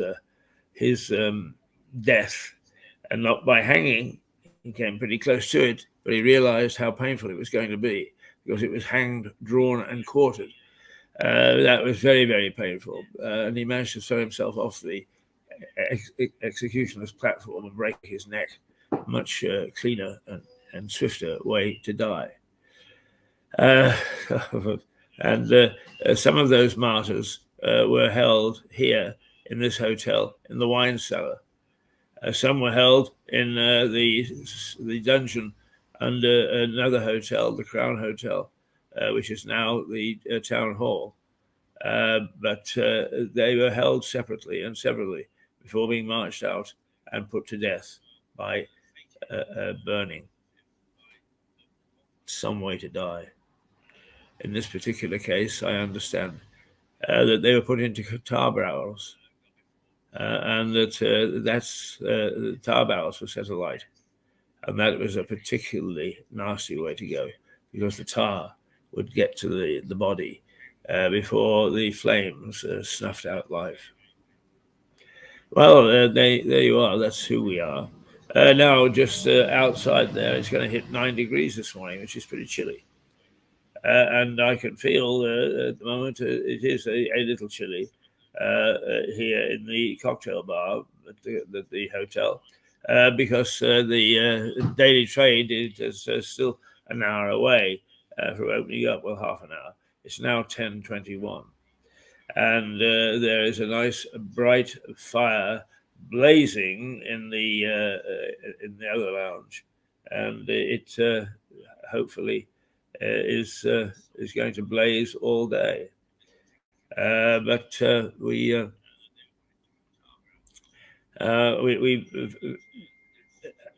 have a wonderful situation here to broadcast from. We get in at about 7 o'clock each morning, and there are 3 ladies, 3 beautiful ladies. There's Sally, who's the boss. There's Jane, and there's Shannon, all of whom greet you with a wonderful smile, with a cup of coffee, and with looking after you in a most wonderful way. Jane, for instance, this morning had laid out all my gear, ready for me to sit down and start to broadcast. And that is just a wonderful thing to happen. A wonderful thing. You won't get that in many places, believe me. How are we doing? Yes, actually, our picture is holding up this morning, I'm happy to say.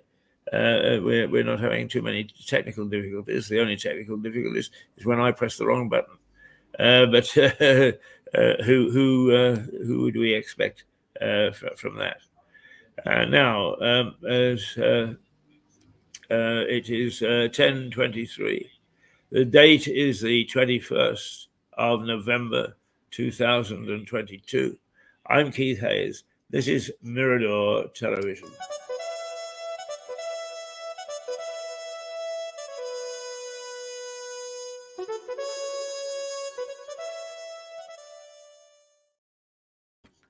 Well, let's take a look at what else we thought we might show you this morning to fill out the morning and to entertain you.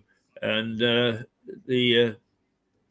one of the things that we have is a little look at a variety of things introduced again by very talented Annie Verrill. To say that the old man likes to tell many stories. Trust me, I know. I've heard all of them. However, I'm never sure if he's telling the truth or not. Here is another story, all the way from Canada.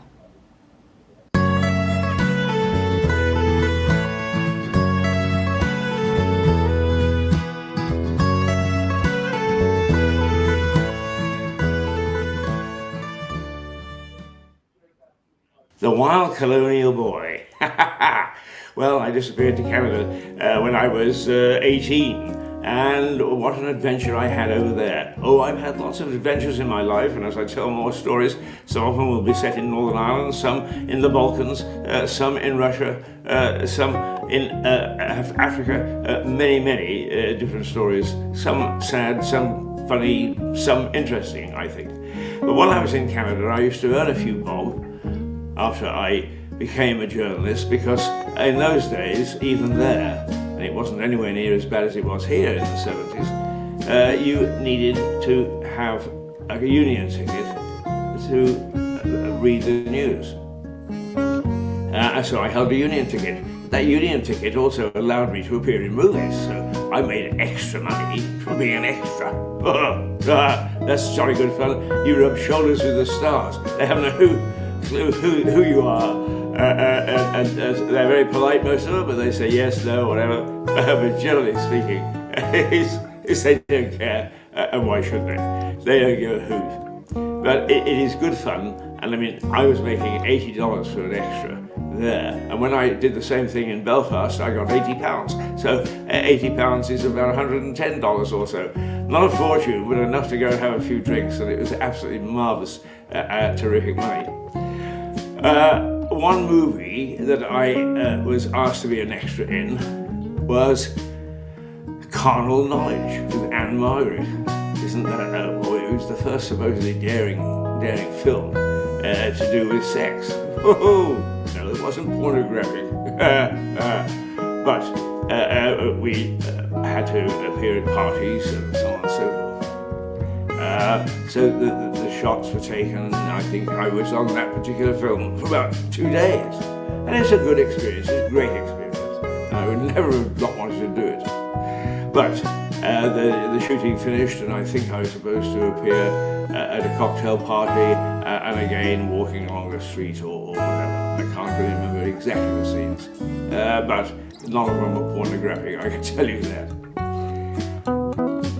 A few years later, not too many years later, I was working in Belfast, and a new director came. And I looked, and I knew his face. And as you often do, you start to search together. Where have we met? And we tried to think in the UK and so on and so forth. And then he suddenly said, because I was a director at CBC in Vancouver, I said, I was worked for the CBC in Vancouver. Who did you work for? And we went down that route, and eventually we discovered that there were people jointly that we knew, and that we'd started to do movies, and he'd been an extra. And he said, I loved it because I made all this extra money. And I said, which film were you in? And he said, I appeared in Carnal Knowledge. I couldn't resist the line. I said, there it is, John. I didn't recognize you with your clothes on. Well, you don't get a chance to deliver lines like that very often. But anyway, the story continues because, embarrassingly, I found myself in Maine.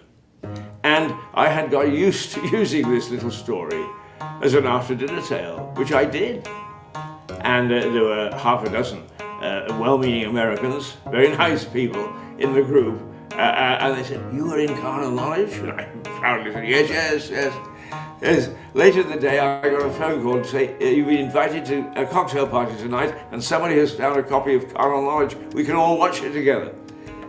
So indeed we did, and the movie went on and on and on, and it ended no sight of me or of John, my pal. We'd ended up on the cutting room floor. So our great appearance in the first sexy movie to come onto the big screen was a disaster. Not only were we left on the cutting room floor, but after boasting about it, I had to sit through and uncomfortably say, oh dear, they must have cut the scenes. It sounded as if I was telling absolute porkies. But I'm not. I appeared in Carnal Knowledge. On the video version anyway, I lay, not naked, on the cutting room floor. And unfortunately, that's where I will remain because I don't think the television version will show any of the scenes that I was in. My stardom from that has ended. It's dried up. It ain't there anymore. But just to finish this little story about appearing in films and so on is what happened, particularly being front of camera in any area, particularly in Vancouver, and I suppose perhaps a little bit with the gloss of being a semi-film star. I was out at Exhibition Park one night, which was the racecourse. And because our radio station broadcast the races, I was able to have a box. And I sat in the box and started to enjoy the evening. And a couple of people went by, and one of them said, "Hey Keith, I understand that you were filming the other day, you're an extra." And I shouted back, "Yes," I said, "one of my autographs now is worth 3 of John Wayne." And I heard a little ripple behind me, and I looked behind me, and who was there?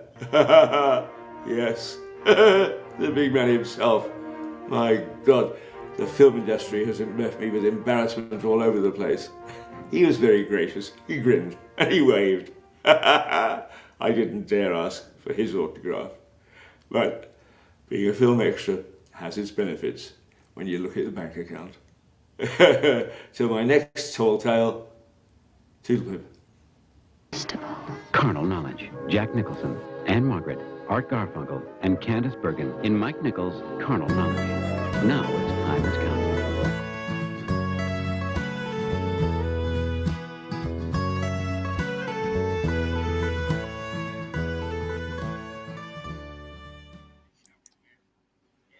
Well, there you are. It seems that today is a bit about me, I suppose, and I apologize for that. But creating a program where, unfortunately, Suzanne Mouchot couldn't join us this morning, which left a bit of a hole, is you had to put up with me instead. A reminder that we are Mirador Television.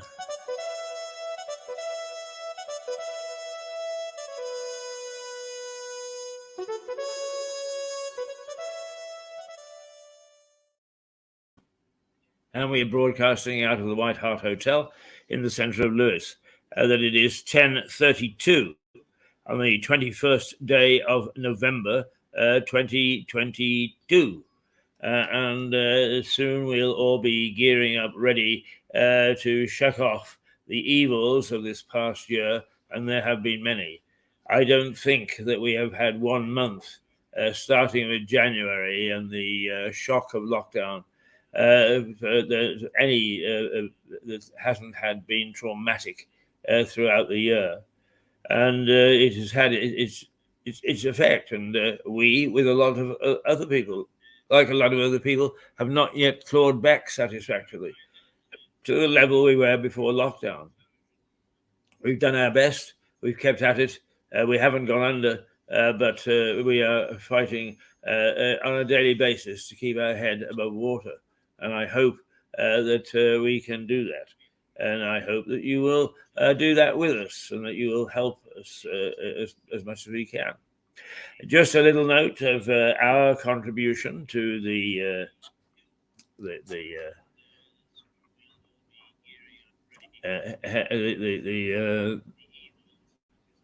Christmas period is this year.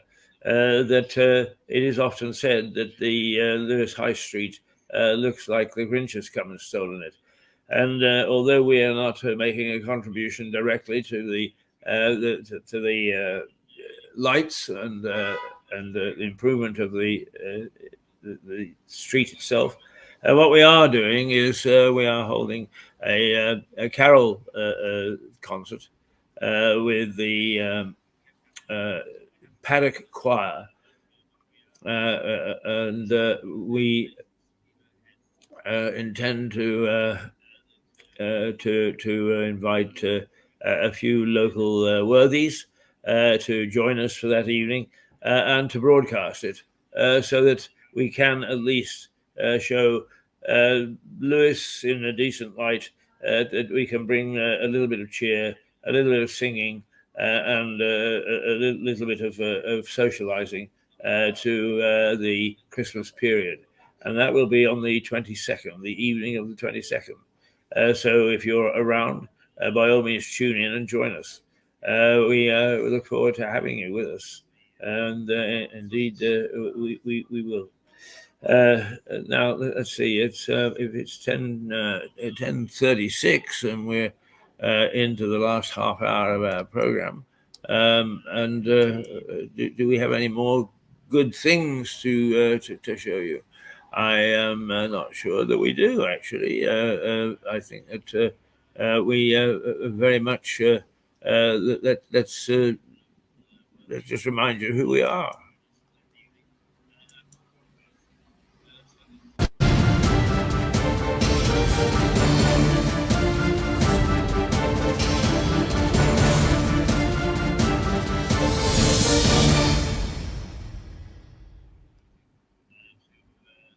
So there you are. That's who we are. And we'll now see if there's anything else that we could show you that might be of interest. We do have a nice little backlog of programs from the previous places before, and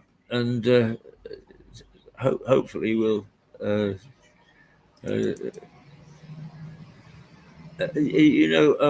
of the things that I think, looking back, is that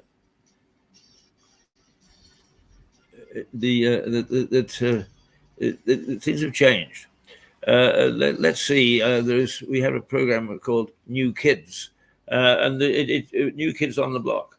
Some of those new kids have come and they've gone, and that just shows the changing face, and in some ways the vibrancy of a little town such as Lewis, which is the county town, and should indeed take the lead. And I've got here New Kids, and I hope that it's what I think it is. No, it's not.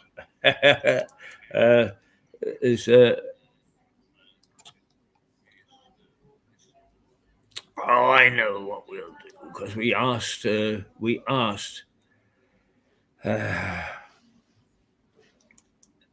Indeed, we did. We asked our correspondent, Melissa,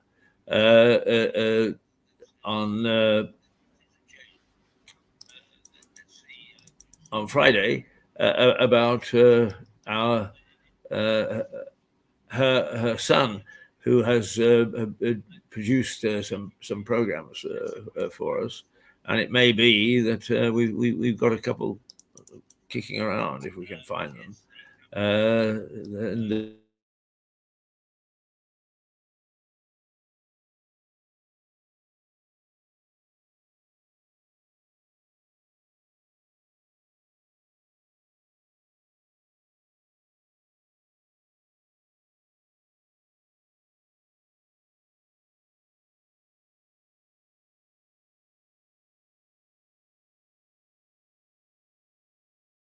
we do we do have let's see, do you know, one of the things that is let's see,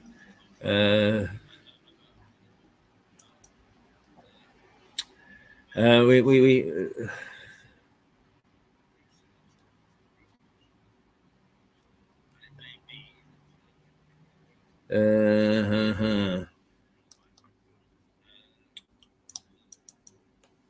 of course, what turns up is never what we expect, and we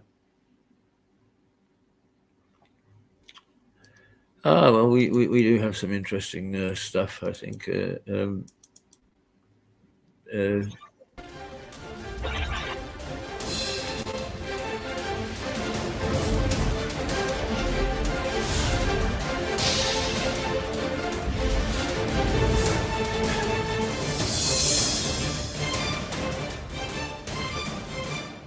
the next few days, we are going to camp out in the Grange, in the south of the area of Lewis.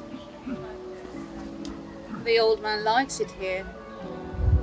He thinks he can just laze about and never do any work. Well, we'll see about that. Welcome to Mirador.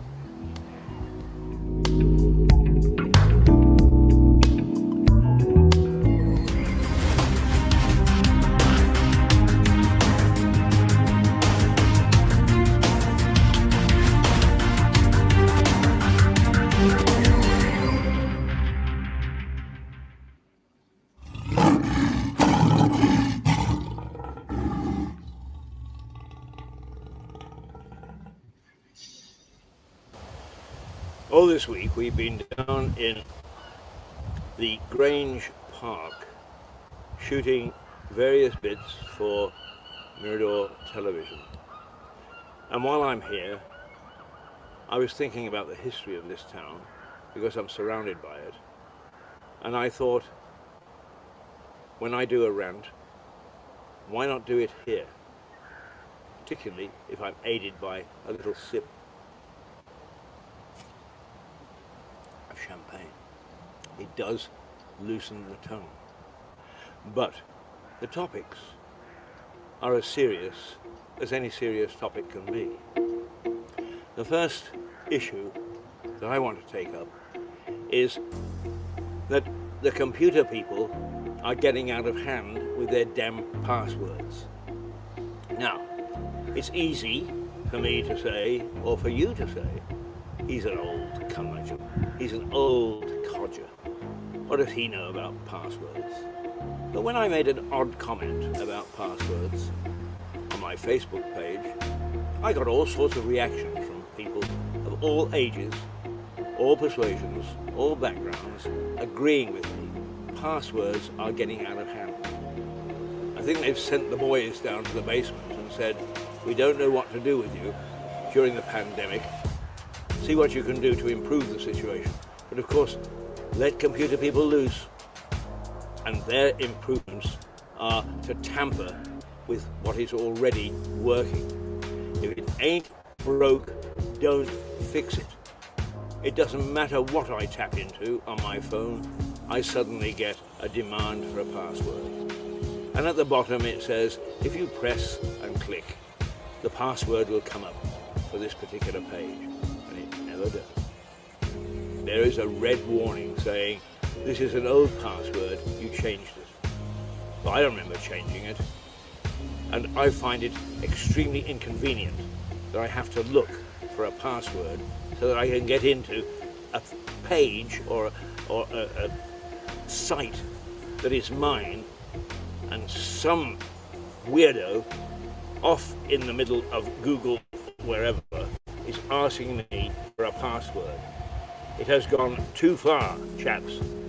Get your act together. I once spoke many years ago to an insurance company that had started to take bookings online.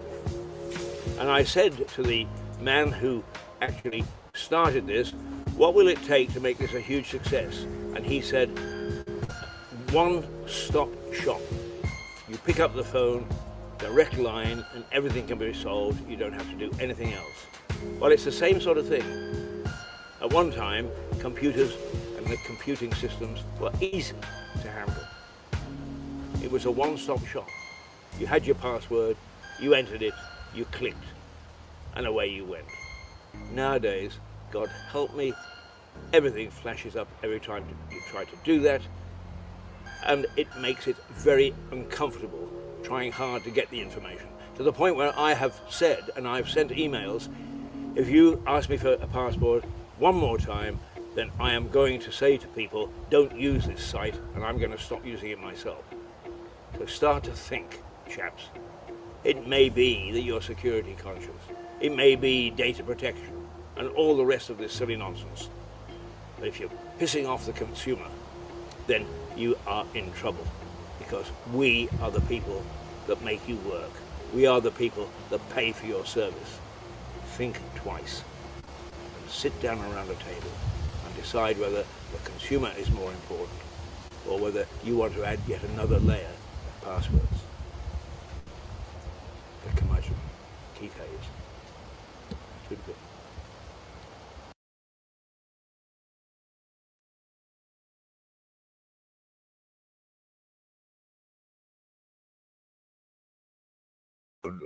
I'm sorry, for some reason we have lost our mainstream internet connection, and so the picture has gone a little fuzzy. But for most of the morning, we've done quite well, I'm happy to say. It sometimes it just doesn't last that long. So we're back onto our secondary, and that's not quite as good, unfortunately. I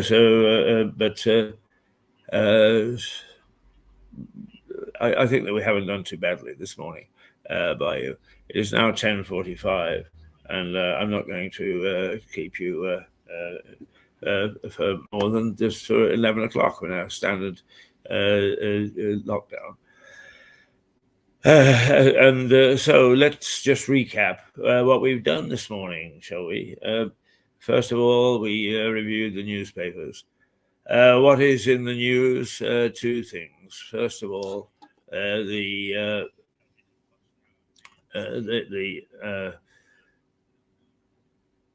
World Cup, which it began in Qatar yesterday, and it started as a controversial operation with people who are sending their teams.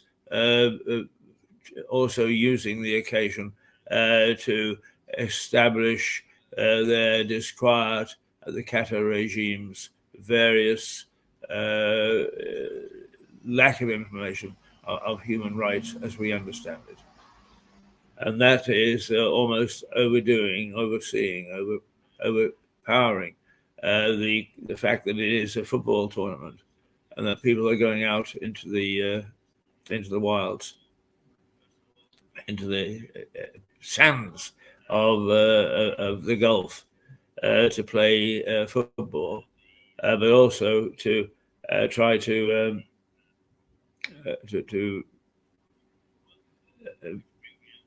make their points about human rights and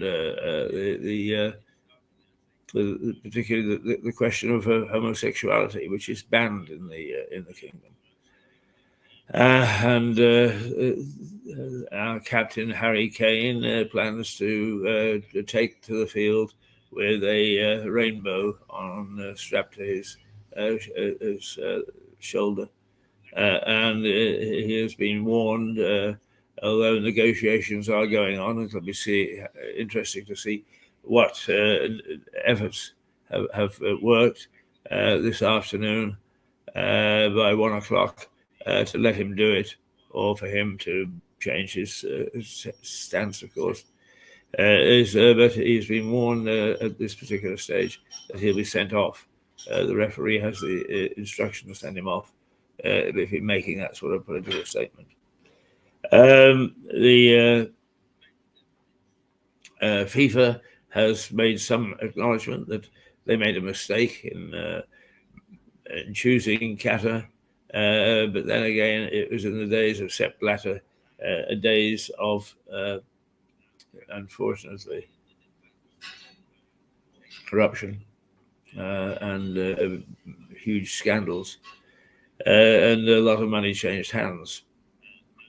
But now that we're living with the consequences, why don't we just simply try to make it as glorious a celebration of football as we possibly can and forget these other things? I feel sorry for the fans who can't get a beer because it's a dry state, can't get a beer but they know where they're going and they know what the rule is. And all in all, we really do have to make sure that we follow rule of law. That's the number one issue. The number two is where it's sprung from, heaven only knows. But there were enough papers this morning that headlined it, did it on the front pages, and that is that Rishi Sunak and Jeremy Hunt are thinking of making a deal, Swiss-type deal, which would actually take us more or less back into the EU.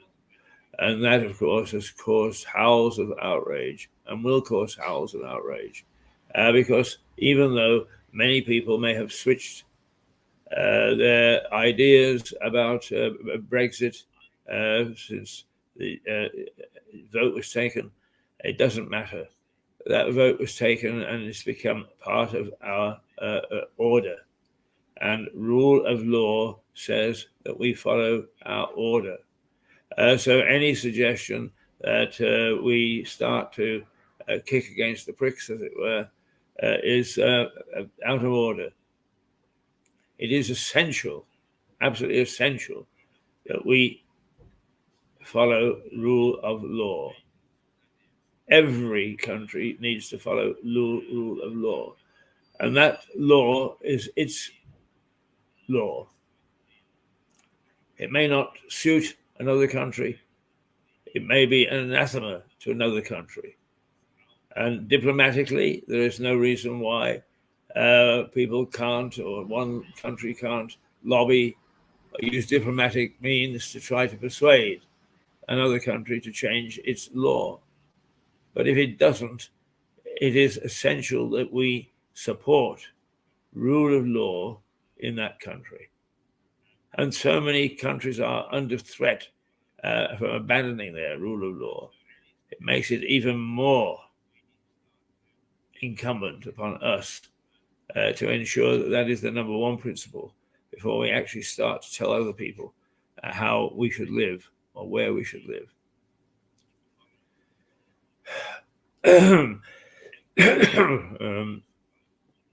It isn't it isn't something that we should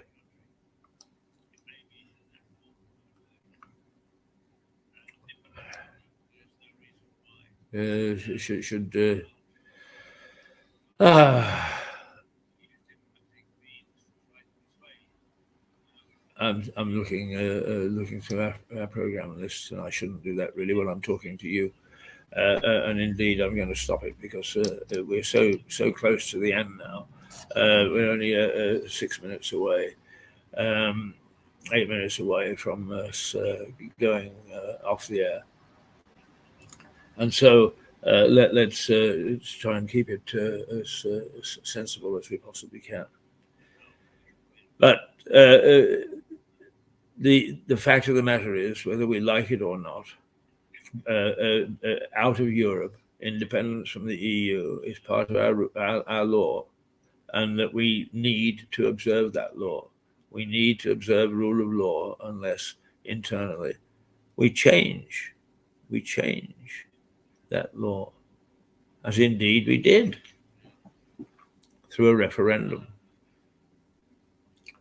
And if we can't do that, then we have given up all right to be called a civilized country. We have given up the right to go abroad and spend billions of pounds trying to establish in foreign countries through our training and missions and so on, rule of law. We simply have abandoned the right to do that.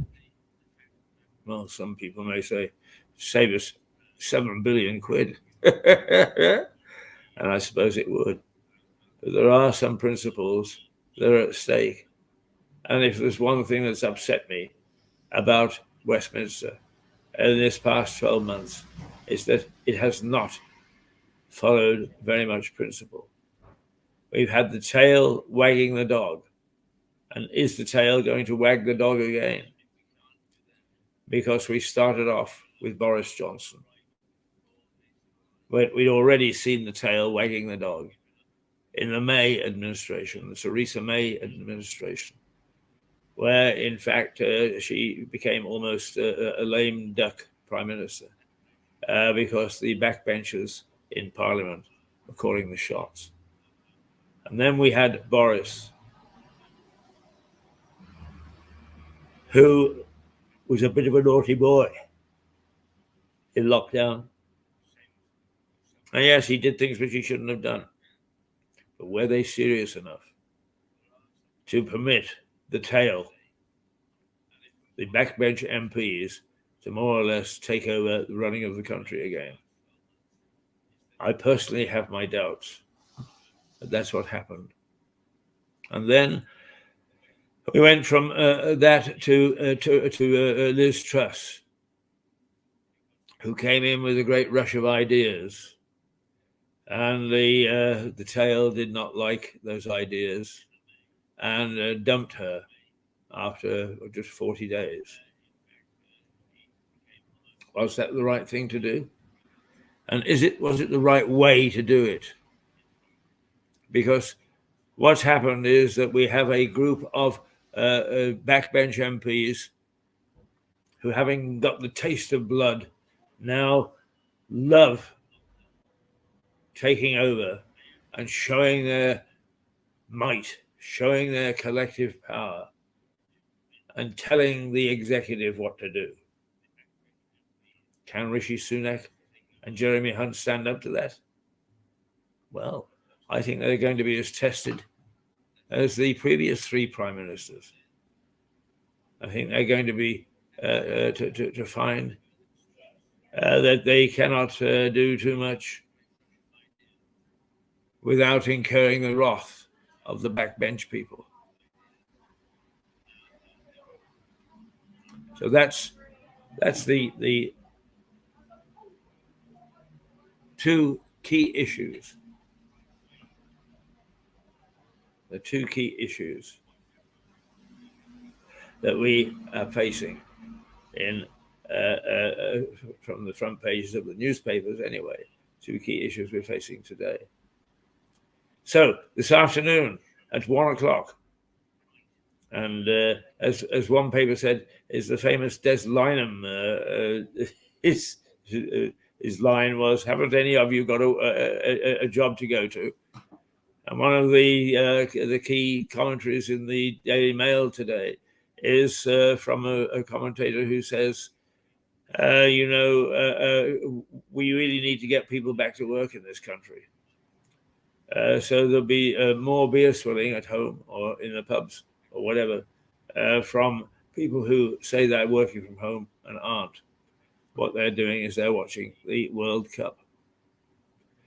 And secondly, there is much to do about the other World Cup, the Rugby Union World Cup, which takes place next year, because there have been a series of matches this autumn known as the Autumn Internationals, in which England have been involved. And on Saturday night, they provided perhaps one of the most thrilling games that we've watched for a long time. Really thrilling game. But it came in the wake of some very, very strange and lethargic performances from England before they actually seemed to get into some sort of way of playing together. So you may say, Keith, why are you rabbiting on about what is, to all intents and purposes, secondary sport, rugby union? But it is followed by a large section of our populace. And they'll be excited about their World Cup next year, as many other Brits are about the World Cup, which began yesterday, and which England take on Iran today at 1:00 to kick off our involvement. Okie dokie, that's what it was all about this morning.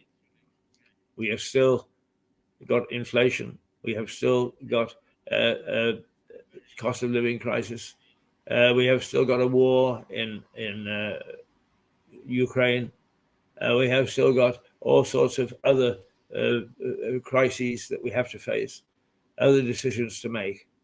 But that's where it is at 10:59, just coming up to 11 o'clock on Mirador Television in Lewes, in the county of East Sussex. This is who we are.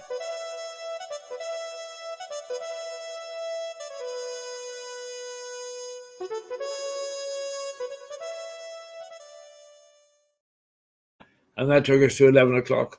And I'm going to say toodle pip. We look forward to seeing you tomorrow, and when we'll be once again taking a look at what on earth is concentrating the minds of our politicians, of our social leaders, of our sports leaders, and of all the other leaders who, for some reason, have found it a year of not being able to get it right. Ta-ra.